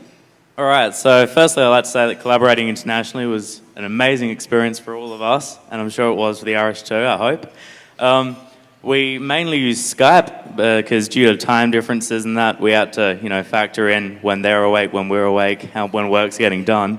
But it did, and I think I can speak from the team that we're all very happy with our result, and congratulations to all the other Australia teams. One more, you're done. One more question? Who else wants to talk? Anyone putting their hand up? All right, Megan, you've been dobbed in. All right, yeah. Now, what was your favourite thing, and what was your most hated thing from the competition? Favourite would be... Sorry. Favourite would be the after party. That was amazing. It was like you're like dancing the nut bush, and then you're dancing these American Texas kind of dances, which none of us could get because they're very unco. But you kind of join and bond with them, and then you kind of afterwards, it's just so good. The worst thing, it's just the stress. It gets to you, but it's all worth it. There's a lot of stress in Worlds, but when you get to the actual stage and you're with every other team and you see that they've put in the same effort as you and some even more, it just makes it, worth it all. And then that's all I've got to say. That's really well said. Let's put our hands together for Megan, please. And put your hands together also for Sam Young. A brilliant round of questions, Sam. Well done. And again, to A1 Racing, an amalgam of Phoenix P12 College Ballarat, Pine River State High School, to Motion Racing from Engadine High School, to Odyssey Racing from Brighton Secondary School.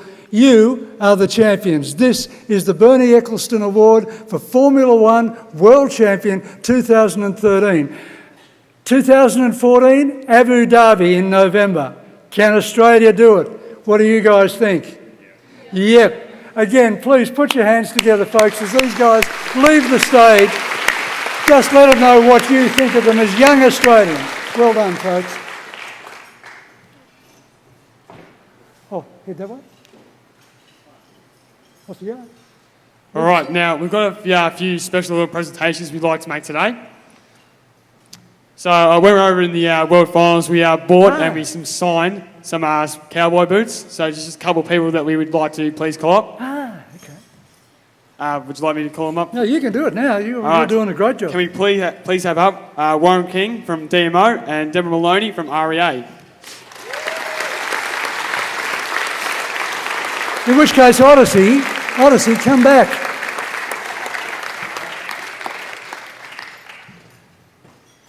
Odyssey, come on back up.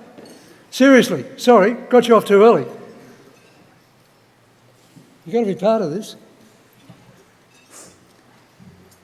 Let's talk about EHA for a moment, shall we? That's what Austin, Texas is all about. Look what these guys brought back. So you take it away. You talk to Warren and you talk to Deborah. Is Deborah with us? All right, Warren. So firstly, what we want to do is straight away say thank you for all your hard work and all your donations from DMO. Without your support and your encouragement, none of our guys could be here today. And is there anything you'd like to say on behalf of DMO?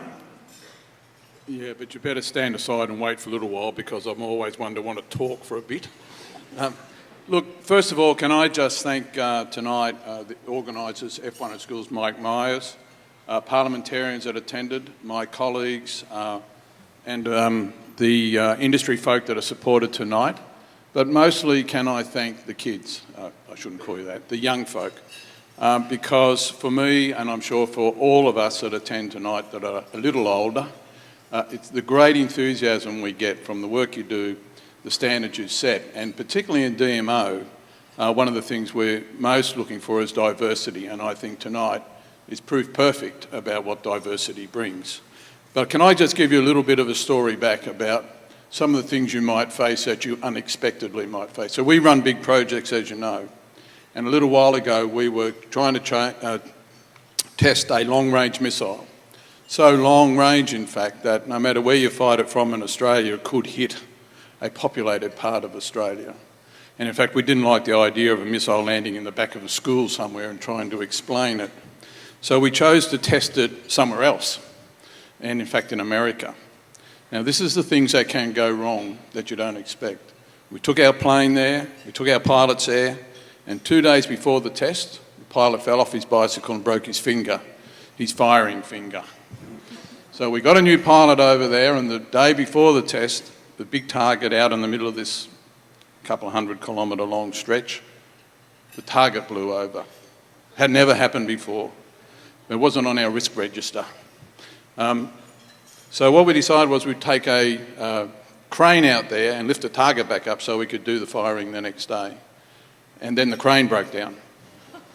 So we made a decision that we'd fire the missile anyway and pay for a new crane. The problem was, at the last moment, this missile tracks with GPS signals. And we couldn't get it to work on the day of the firing, and what we didn't know was on an adjacent range, there was a GPS denial test going on. So my message to you all, don't expect, or expect the unexpected, and thank you very much for all the enthusiasm you give me and us, and I know that we can feel that this country is going to be in good hands. Thank you.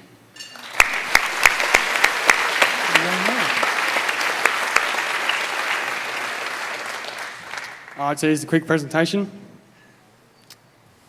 I'll just hand over to Deborah's one now. Just pass that. Now, Deborah.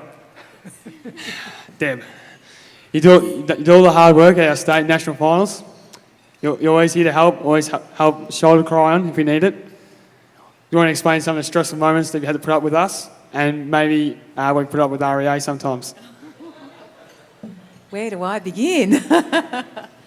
No, I have to say that the kids never stress me out. Not at World Finals anyway.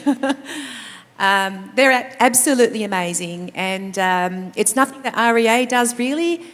All the hard work is done by the kids, and I understand their stress, but really stress is a good thing. It can be a good thing and a bad thing, and I think it really brings out the best in people. I know myself that I actually work better under stress. I probably shouldn't say that because my boss is sitting in the room, and I suspect he's actually put me up for this award, and he has something to do with it, and he's in trouble tomorrow. But yeah, look, the kids absolutely do a wonderful work, and so they handle the stress very well, and I think that it's obviously hasn't kept them back, has it? Because we're triple world champions. So thanks, kids. It's all your hard work and nothing to do with us.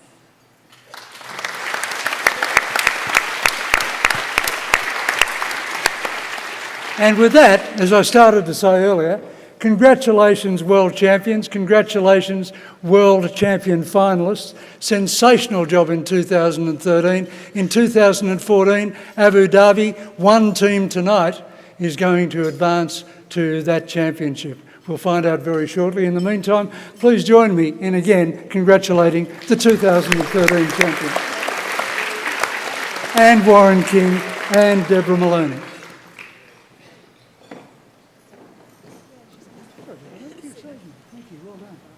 Well done. The boss that causes stress, well, he doesn't really. What he does is cause great things to happen.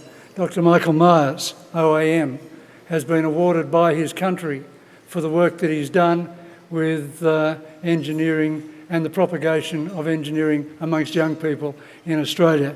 Nothing much more to say about him than that, except that he has to present tonight two very special awards which are his alone and which aren't judged by the judges but are judged by Mick Myers because he believes the people he gives these awards to are very special indeed.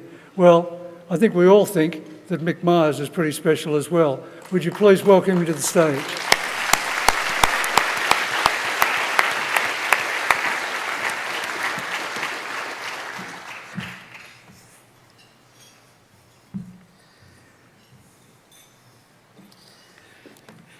Ladies and gentlemen, thank you for coming and certainly welcome. Certainly for coming all the way to Canberra. I know we drag people around the country to these events, but we appreciate that you've come here. I would firstly like to acknowledge the traditional owners of our future, our children, no matter where they come from. Without their enthusiasm and willingness to do things, we'd live in an awfully boring place. Re-Engineering Australia is all about engaging, inspiring, educating students, teachers and industry. And I'm sure if you've seen from the efforts tonight, there's an awful lot that us old grey-headed people can learn from younger people. In a sense, that's what it's about, and we try to offer in both directions. It's a two-way process.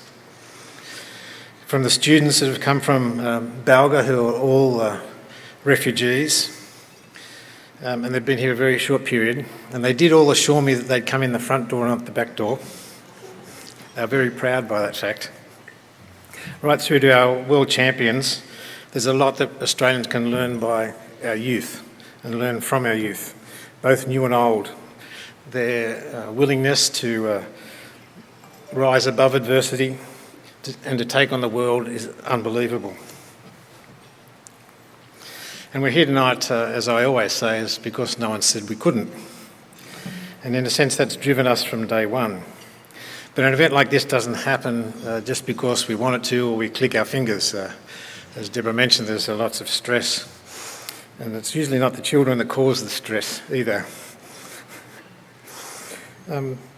I'd certainly like to thank the many people that have helped tonight. John's certainly recognised some of the sponsors earlier and is doing a fantastic job, and he does that free of, or at his own desire, I'll put it that, rather than for any other reason. But really support is more than just sponsors, it's more than money, it's more than time. I think it's about passion. So I'd like to take an opportunity to talk about passion just for a couple of minutes, and vision and drive. Without passion and without vision, a country stagnates. And I think over the last maybe 50 years, this country has tended to stagnate. As a nation become more focused on economic rationalism, we've tended to bash down some of our visionaries. But I have to say that it hasn't beaten everybody. If I use an example, when Bradfield designed the Sydney Harbour Bridge, there was only 8 licences on the North Shore of Sydney. Yet he designed a bridge that has lasted 80 years and will probably go on lasting another 80 years. And that's vision. And we seem not to have too much of that.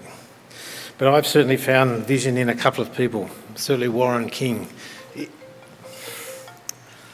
You have got to be kidding. It's Andrew Denford. Andrew.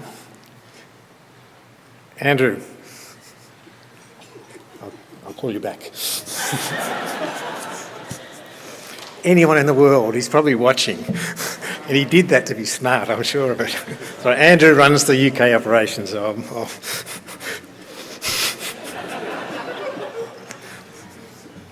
Where was I? Bradfield. When it comes to vision, I think Warren is someone who gets it. He understands what we have to do to inspire our kids. He understands about creativity. And I think the DMO get it. Unfortunately, they're not in a position to advertise how much they get things, but they certainly do a great job. And I think the vision, I think Warren has a lot to do with the submarine project is the first foray for Australian society back into another vision, which has a 50 or 100-year life cycle. And for people like Warren, we couldn't do without. I'd also like to thank some of the politicians who have done amazing things for us, particularly Philip Ruddock. He's been a helping hand for us from day one in ways you could not imagine. Philip's been absolutely wonderful and willing to listen and talk and always comes to our events no matter what. I'd also like to thank, I lose my way here, the current Minister who came and visited, the Honourable Senator David Johnson, who's, from everyone who met him yesterday, on Monday, found him to be an incredible person, and also Jason Clare, who went before him from the other side, was wonderfully responsive to helping us help kids. So I must recognise those people. They've been a great inspiration to me. If I can ask Warren to come up, because I want him to help me present these 2 awards that I have.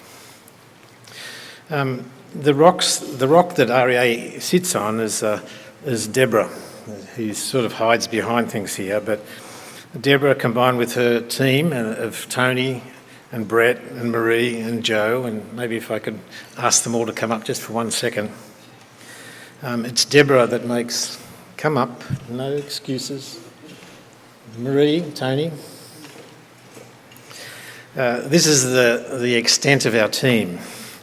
So we have a small group of people doing an awful lot of work, and I've got to thank them. And I think if you can, when they come, Brett's come away from the microphone. So.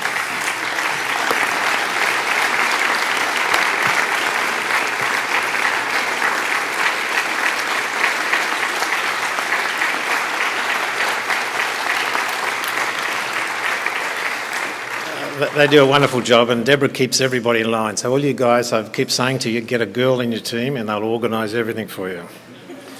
I just feel sorry for Newington and a few of the boys' schools. But anyway, thanks guys. Thank you.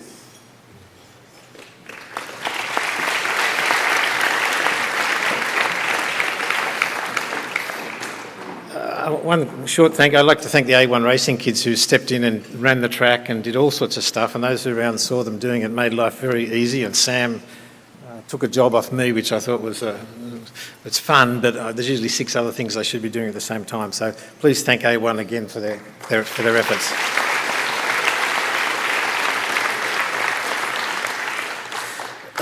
A special part of the reason why I'm here now is really to talk about we can engage to a certain extent, but we really do need teachers to help us do that. And being involved in REA activities, F1 in schools, is incredibly time-consuming and stressful environment. And I can only warn those who might go to the next World Final, that level of stress goes up by a factor of 10. You work beyond the call, you work hard. I feel embarrassed sometimes at the work that I make students do, but I think these teachers do much more than that. So every year I take the opportunity to give a couple of awards. I'm going to give 2 to teachers this year.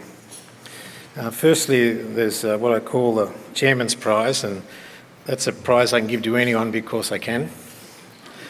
But this year I'm going to present it. I'll talk about both awards and get both people up, and then we can thank them both. The first one I want to present to Murat Dejakovic.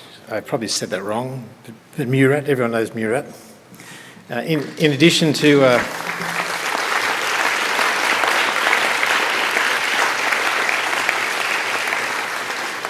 In addition to creating the World Champions 2 years ago, whatever, Murat's been our go-to man in Tasmania and done a wonderful job in helping that go. Now the second award, you can stand out there. Now the second award is the John Button Memorial Award. Now John Button was our first patron, and for me it was a wonderful experience, and I'd have to relate it to my work with Phil Ruddock. Is that John would get me to come and visit him every 6 months, and we'd go to a coffee shop. He knew every coffee shop in Melbourne, and we'd sit there and I would be in awe of the knowledge that came out of this man as he guided us and led us and got us to the next phase. And he was an absolutely fantastic guy. So we rate this John Button Award as very special from our perspective.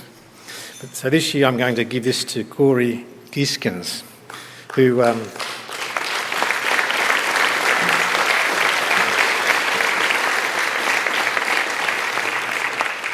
in recognition of not only creating a World Championship team, but doing an awful lot to help us in Queensland. So REA stands behind the shadows of the students and the teachers, and for that we thank them. So if I can get more into... That's Corey, and that's...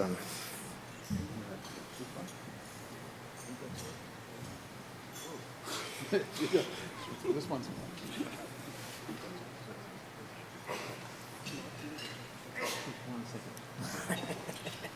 Look, I've known some of you guys out there and some of the students for a number of years, and look, this wouldn't have happened for many reasons, and one of them is for Bell Bay Aluminium in Tasmania, who for the last 7 years have basically sponsored the schools in Tasmania to run this program, bought equipment and provided funding for students to come away for this. So I actually accept this on behalf of Bell Bay Aluminium, and particularly Lou Clark, who is very, very supportive of REA in this program. Thank you.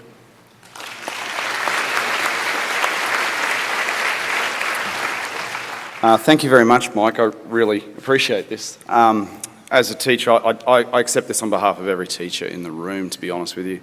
And I know what drives teachers. It's seeing the light go on in the eyes of our students, and that's what gets us in there on the weekends and late at night and early in the morning and all that sort of stuff. So it's such a privilege as a teacher to be involved in something like this. So thank you very much, REA, for facilitating that. It's much appreciated.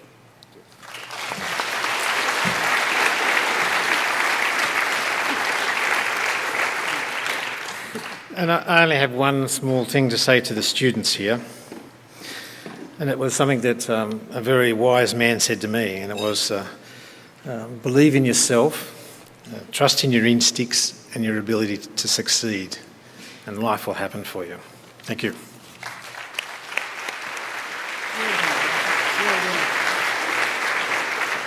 Ladies and gentlemen, Dr. Michael Myers, isn't he sensational?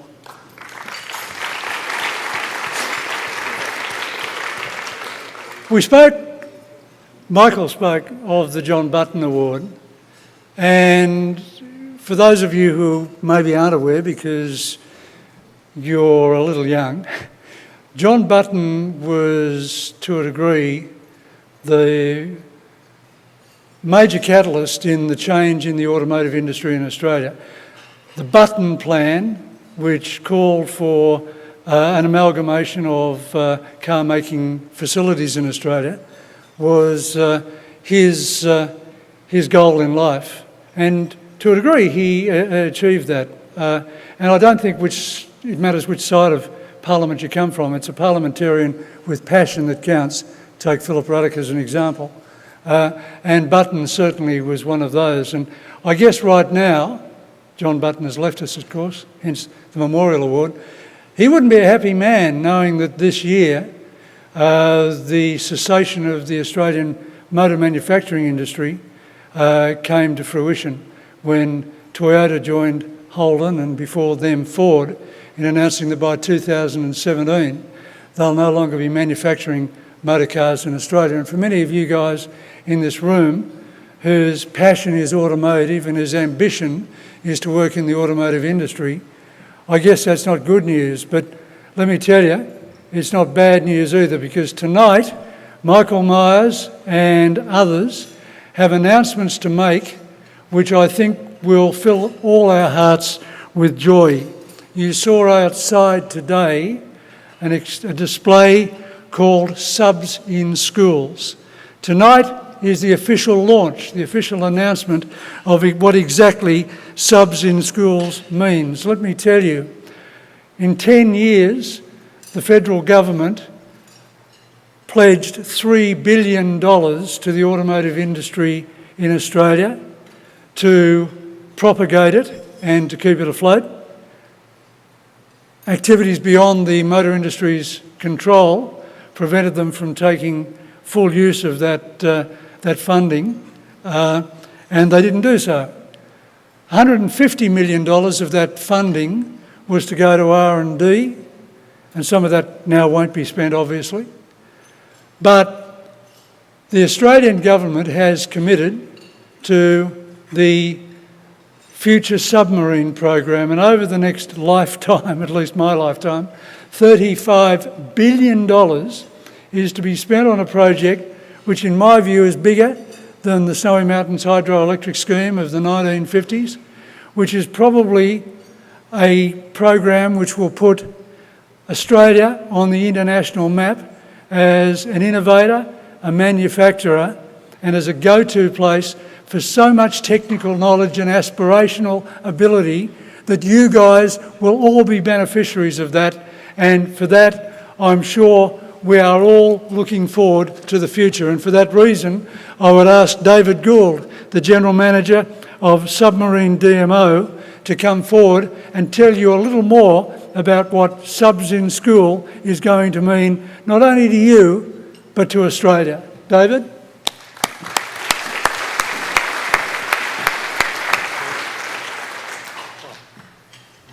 All right, thank you, John. Well, I think I'll borrow Warren's phrase and say young folk, good evening, because it's the young folk I want to talk to. I'm not interested in the rest, people of my age, not this evening. And it's one of the great privileges of doing the kind of thing that I do, that occasionally you get to come around a gathering like this and get to share in the enthusiasm and the optimism and just a sense of fun of young people who are on the cusp of starting their career in engineering or marketing or manufacturing or business or whatever it may be. And this evening has been no exception. Australians are a bit more outgoing than Brits, and young Australians are absolutely no exception to that rule. It's been a great joy for me to talk to some of you, and not nearly enough as many as I'd like to. Somebody reminded me the other day that 8 of the 11 Formula One teams have their design and engineering teams in the United Kingdom, which made me feel quite good for obvious reasons. But I felt even better when I discovered that most of them are heavily populated with Australians. And as of this evening, I can begin to understand why that is.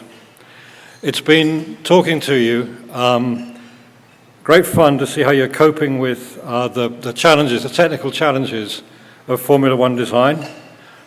Things like frictional drag. We get a lot of frictional drag in defence, but that's another story. Aerodynamic drag, and that applies to submarines, only it's hydrodynamic drag that you get, and propulsion and so forth. And to see you coping with a Byzantine set of complex qualifying rules, which are almost as Byzantine as those in Formula One itself.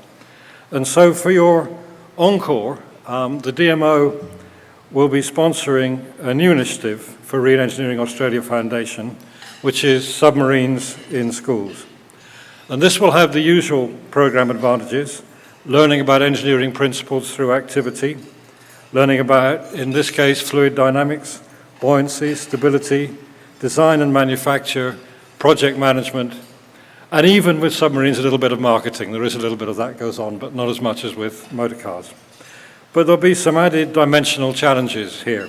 How to maintain neutral buoyancy when you're submerged and not going forward very fast. How to alter your buoyancy so you actually resurface having submerged. How to maintain stability when you're doing those things.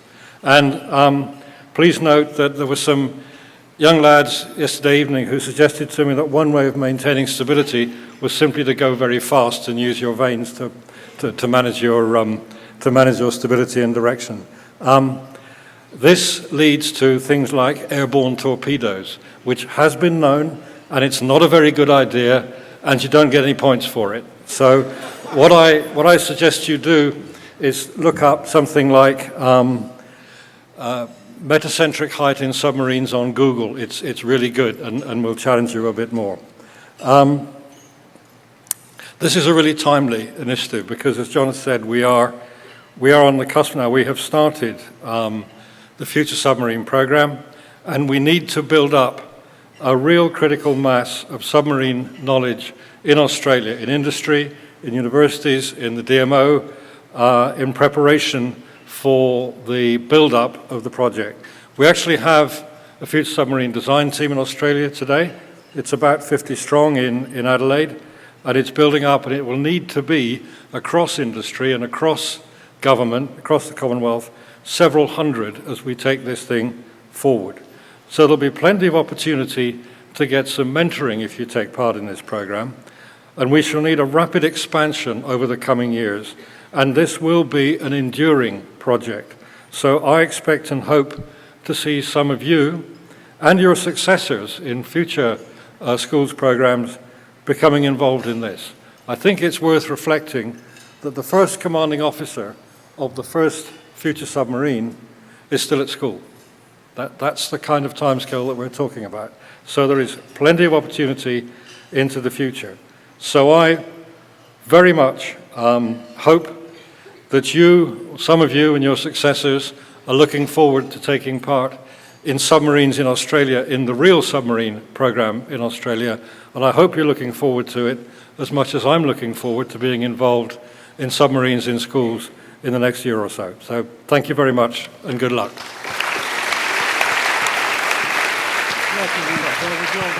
Thank you very much indeed. You are looking forward to that, aren't you? I mean, that is just something else again. It doesn't mean the cessation of Formula One in schools, may I say. That program goes on forever. It's now a world championship program. I keep putting my hand on this because it's just beautiful. I mean, we want to nail this to the podium for Australia. But Formula One in schools will continue. Subs in schools will continue as well, and we'll try not to confuse the two. And we'll be fine. I have to ask you the question, Sam, will you be participating in subs in schools? Yeah, I'd like to get involved in some aspect, even if it's just helping some other younger people get involved. So yeah, most definitely.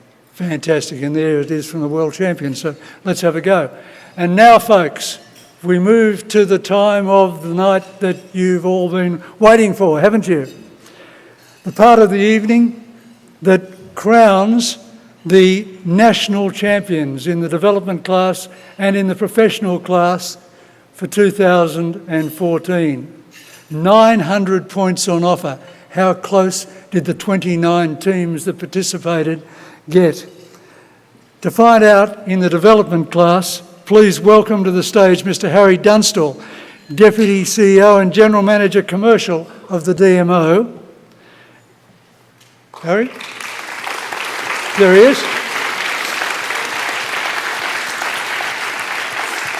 As Deputy Chief Executive, Harry is responsible for the day-to-day performance and administration of the DMO. So let's get right to it, shall we? This year, there are 3 podiums, first, second and third. Third's an innovation. And when you come up, please stand on your appointed spot. We have here the envelope in the development class. Third place. Who will it be? Third place goes to Fluid Performance, Melba Copeland Secondary School ACT. Our race winners, well done. The fastest men in the development category, Jack Goodday, Matt Walters and Alex Mangan. Congratulations, Melba Copeland Secondary School, local heroes, ACT. Well done. And their career has just started. They moved from here to junior professional and then on to senior professional. And by the way, they might make a submarine as well. I'll just do a quick short little interview here. Now, how does it make you feel to make your in your hometown, make the podium? How does it make you feel? Oh, it feels great. You know, we came into this competition with average expectations, so we made it this far, so it's great. Absolutely. How great is it to hear that? Let's put hands together for performance.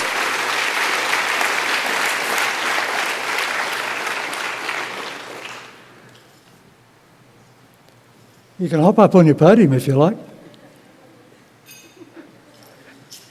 It's all yours. Second place in the development category. Harry. Oh, second place, I hope Nina hasn't got a mouthful of food. It's Rapid Fire from Brighton Secondary School, South Yay, Australia. Rapid Fire!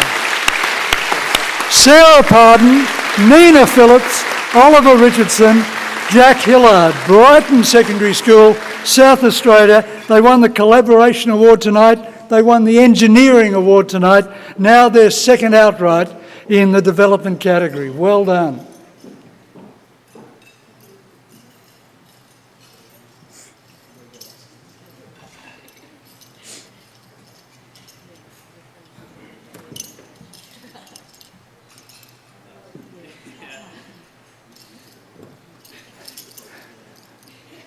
Now, I'll just go a quick interview here with Nina. Now, your school's been very successful in forming schools before. How do you reckon this will rate up there?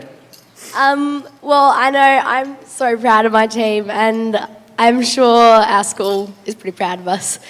I hope we inspire lots of people at our school. Thank you. As you should. Ladies and gentlemen, Rapid Fire!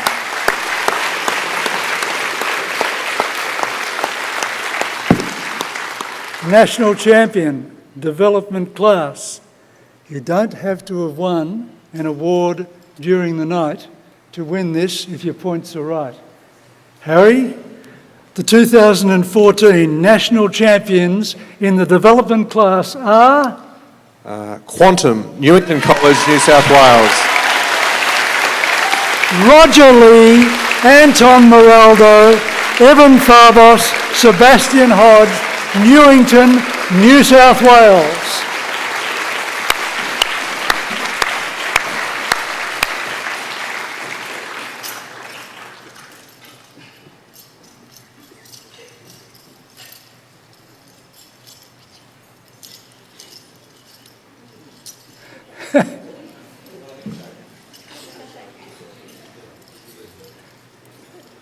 Now, I'll just go a really quick interview here because I know how excited you're going to be. Now, being in your position, I know it's like to be national champions.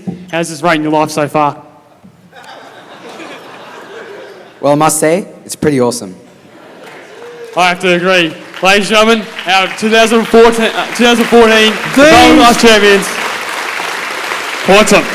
These are the champions, folks, the development category for 2014. These are the guys who we hope will be back years to come in other divisions. Well done. Congratulations.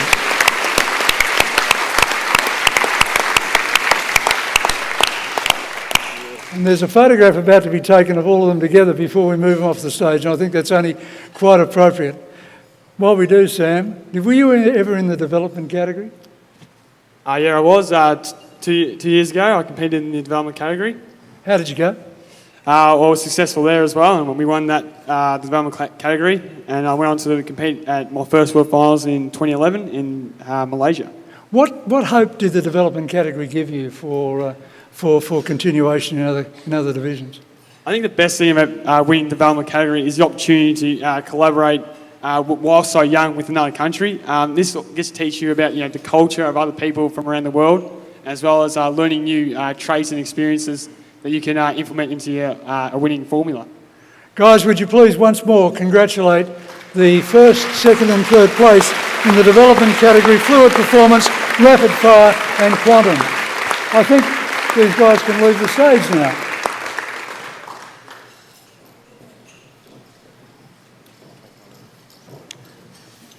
And as the development category leaves the stage, the tension kind of mounts, but I suppose I'm supposed to do that, aren't I? I'd like to invite up Warren King. Warren King has been such a supporter of Formula One in schools, Chief Executive Officer of the DMO. He's responsible for the massive portfolio that the DMO undertakes, but he's also responsible for the enthusiasm that the DMO shows in Formula One in schools. And Warren, from all of us here, thank you so much indeed for that. And so we move to the drum roll, don't we? One team's going to go to Abu Dhabi. It's going to be sensational. This trophy, weight of expectation. Let's find out who was third to begin with. In third place in the professional category, Warren is. Take your time. No one's anxious. Supersonic speed. Yes! They were the fastest lap. They won the knockout condition and they won the pit display. Joshua Beverley, Mohammed Al-Madafa, Daniel Bradley, Nabil Khan and Aidan Gentle. Third place, professional class.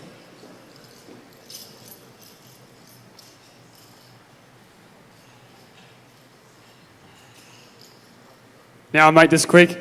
Now, in your wildest dreams, how close did you think of becoming the third best professional team in Australia? Oh, before I came here, I was always hoping for the best, but yeah, when I came here and saw our car times, I knew we were in with a chance, so glad to be up here on the podium. What an amazing achievement. Ladies and gentlemen, supersonic speed.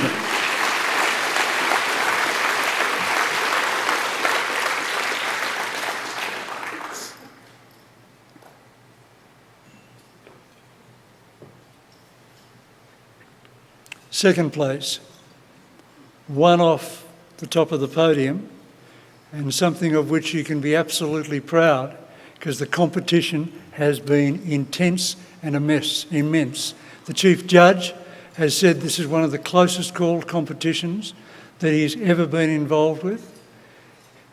Everyone in this room understands how tight it's been in every category of judging. So the people who get to stand up here have really earned the right to do so. In second place in the professional class for 2014... Salaritas Barker College, ACT. Or even New South Wales, close enough.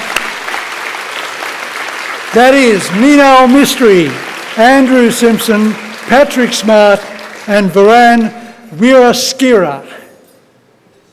I hope.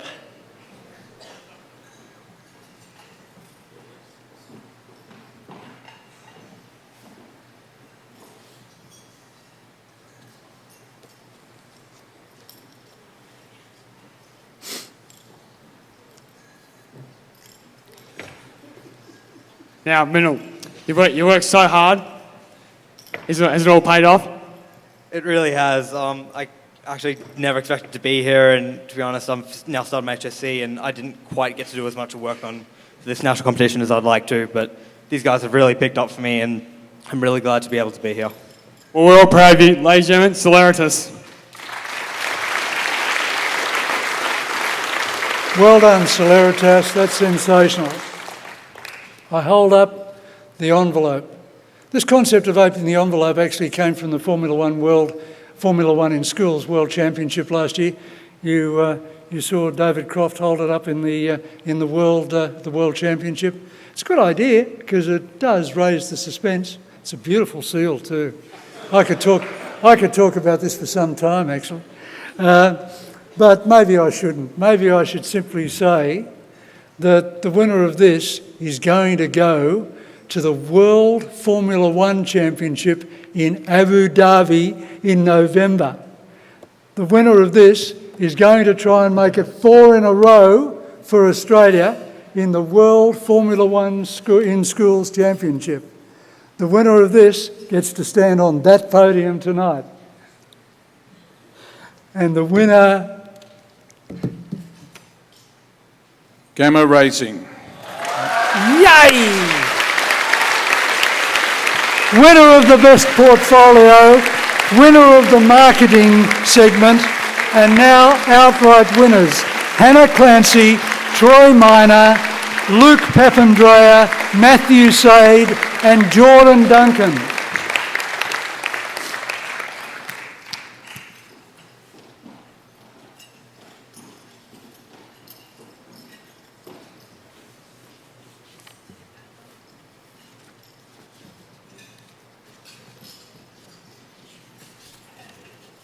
All right, I'm going to try to get some words out of these guys. I know the emotion's going to be high. Now, Troy, we've had our spats over this weekend, but we've got to have a chat now. How do you describe this? What words are you going to use? Even I'm speechless. I don't want to swear, but it is the greatest feeling. Working with these few people, Hannah, Luke, Matt and Jordan, it's been an honour. Also working with, alongside these guys, Supersonic, these boys have been pushing us from state as well. Up head to head again today, so it's a real honour. Thank you. Very modest, and they've well deserved it. Sam, you're allowed to talk to the others as well. Hop into the other guys and see what they've got to say in the open category. Gamma Racing. Let's see what the other guys have got to say as well. Yes, you can go again, Troy. I'd like to thank Sam, Bo, and also Ben for their help over the last 3 days. You guys have really actually pushed us to prove ourselves. Most of you don't know, we're actually a wild card to the Nationals. And... bloody hell.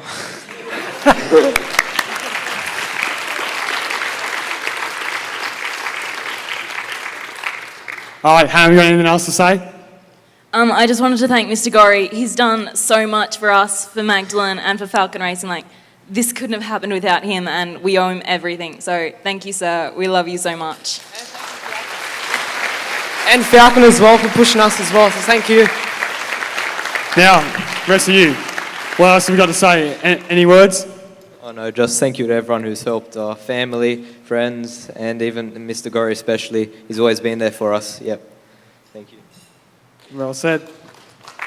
Now, Matt, you're holding that big trophy there. How your arms feeling already? We were just happy to be here, so this is just insane. So, now, I have one question. Can you get that over your head? don't think so. Yeah, I wouldn't blame you. Jordan, anything else you want to add?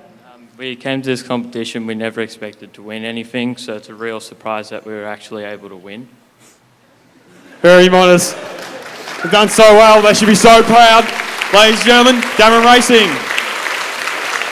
And I continue to say, these guys are going to Abu Dhabi. And didn't you love the way that they spoke then of the team that won last year and the support that team has been? And I've got to say, looking down at this table here, that the A1 team has been, in my observation today, an absolute inspiration to everyone who has participated in this 2014 contest. And I think once more that you should congratulate the winners of previous contests for the way that they've embraced this program and supported young people coming through.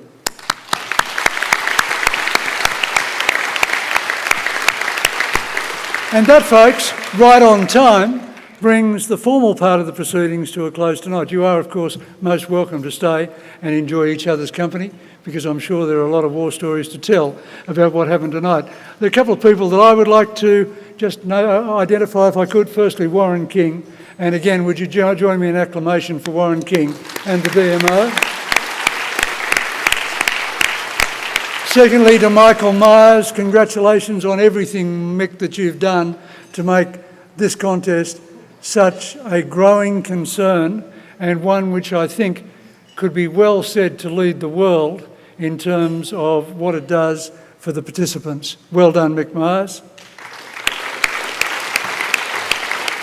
I'll go through it reasonably quickly. To the judges, fantastic, 30 people. I mean, I've been in motor racing for 100 years, and I know how important the amateur officials, the volunteers, the people who give their time, their ability, their skill, and their passion. So, have we lost a contestant? Ladies and gentlemen, the winner of the Formula One in Schools for 2014.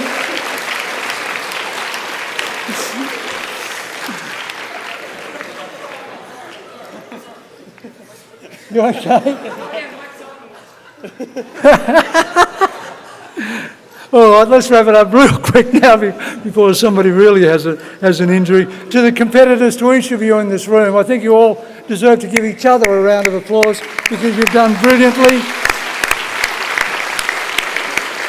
To the sponsors of this evening's event and to the supporters of Formula One in Schools overall, well done, congratulations. I'm absolutely positive that you've done it for all the right reasons, but can I tell you, sponsors of Formula One in Schools, that you're going to get it all back in spades when these guys graduate from university and come and work for you. They're going to turn Australia and Australian intelligence on its ear. That's how confident Formula One in Schools is of what it's breeding with these young kids who come along to participate. Roll on subs in schools, roll on Abu Dhabi, and could I finally say to Sam Young, there's a career in the making, Sam. Congratulations, well done. And wouldn't you all agree, he just did the interviews so well tonight. Sam Young. Thanks for joining us, folks. See you in 2015. Off you go, guys, down there. Applaud them off the stage. Come on, they're doing such a good job. There we go.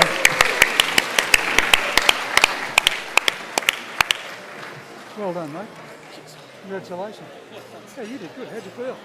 Oh yeah, once I got into it, it was all right. Yeah, you look really good. Yeah. Yeah, I mean, you've got an opportunity. Are you going to go to uni? Oh yeah, I hope so. Yeah, so you'll do media? Yeah, probably. Yeah, definitely. Yeah. It's a hard course to get into. Probably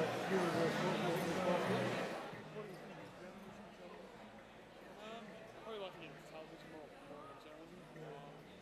I mean, journalism is great, but I think television is more passionate.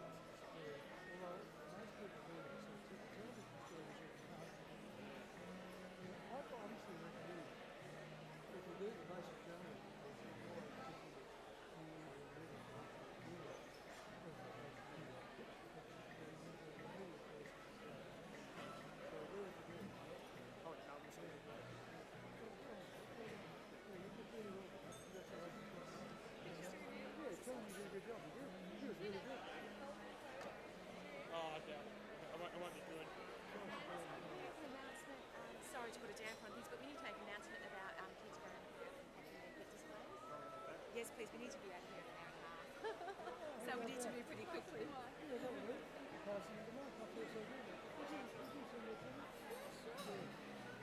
Testing. All right, I need to make a quick announcement here. We need all students, as soon as possible, to start packing up their pit displays because we need to be out here in an hour and a half. So remember, we've got to pack up pit displays. We've got 1 hour and a half. Thank you.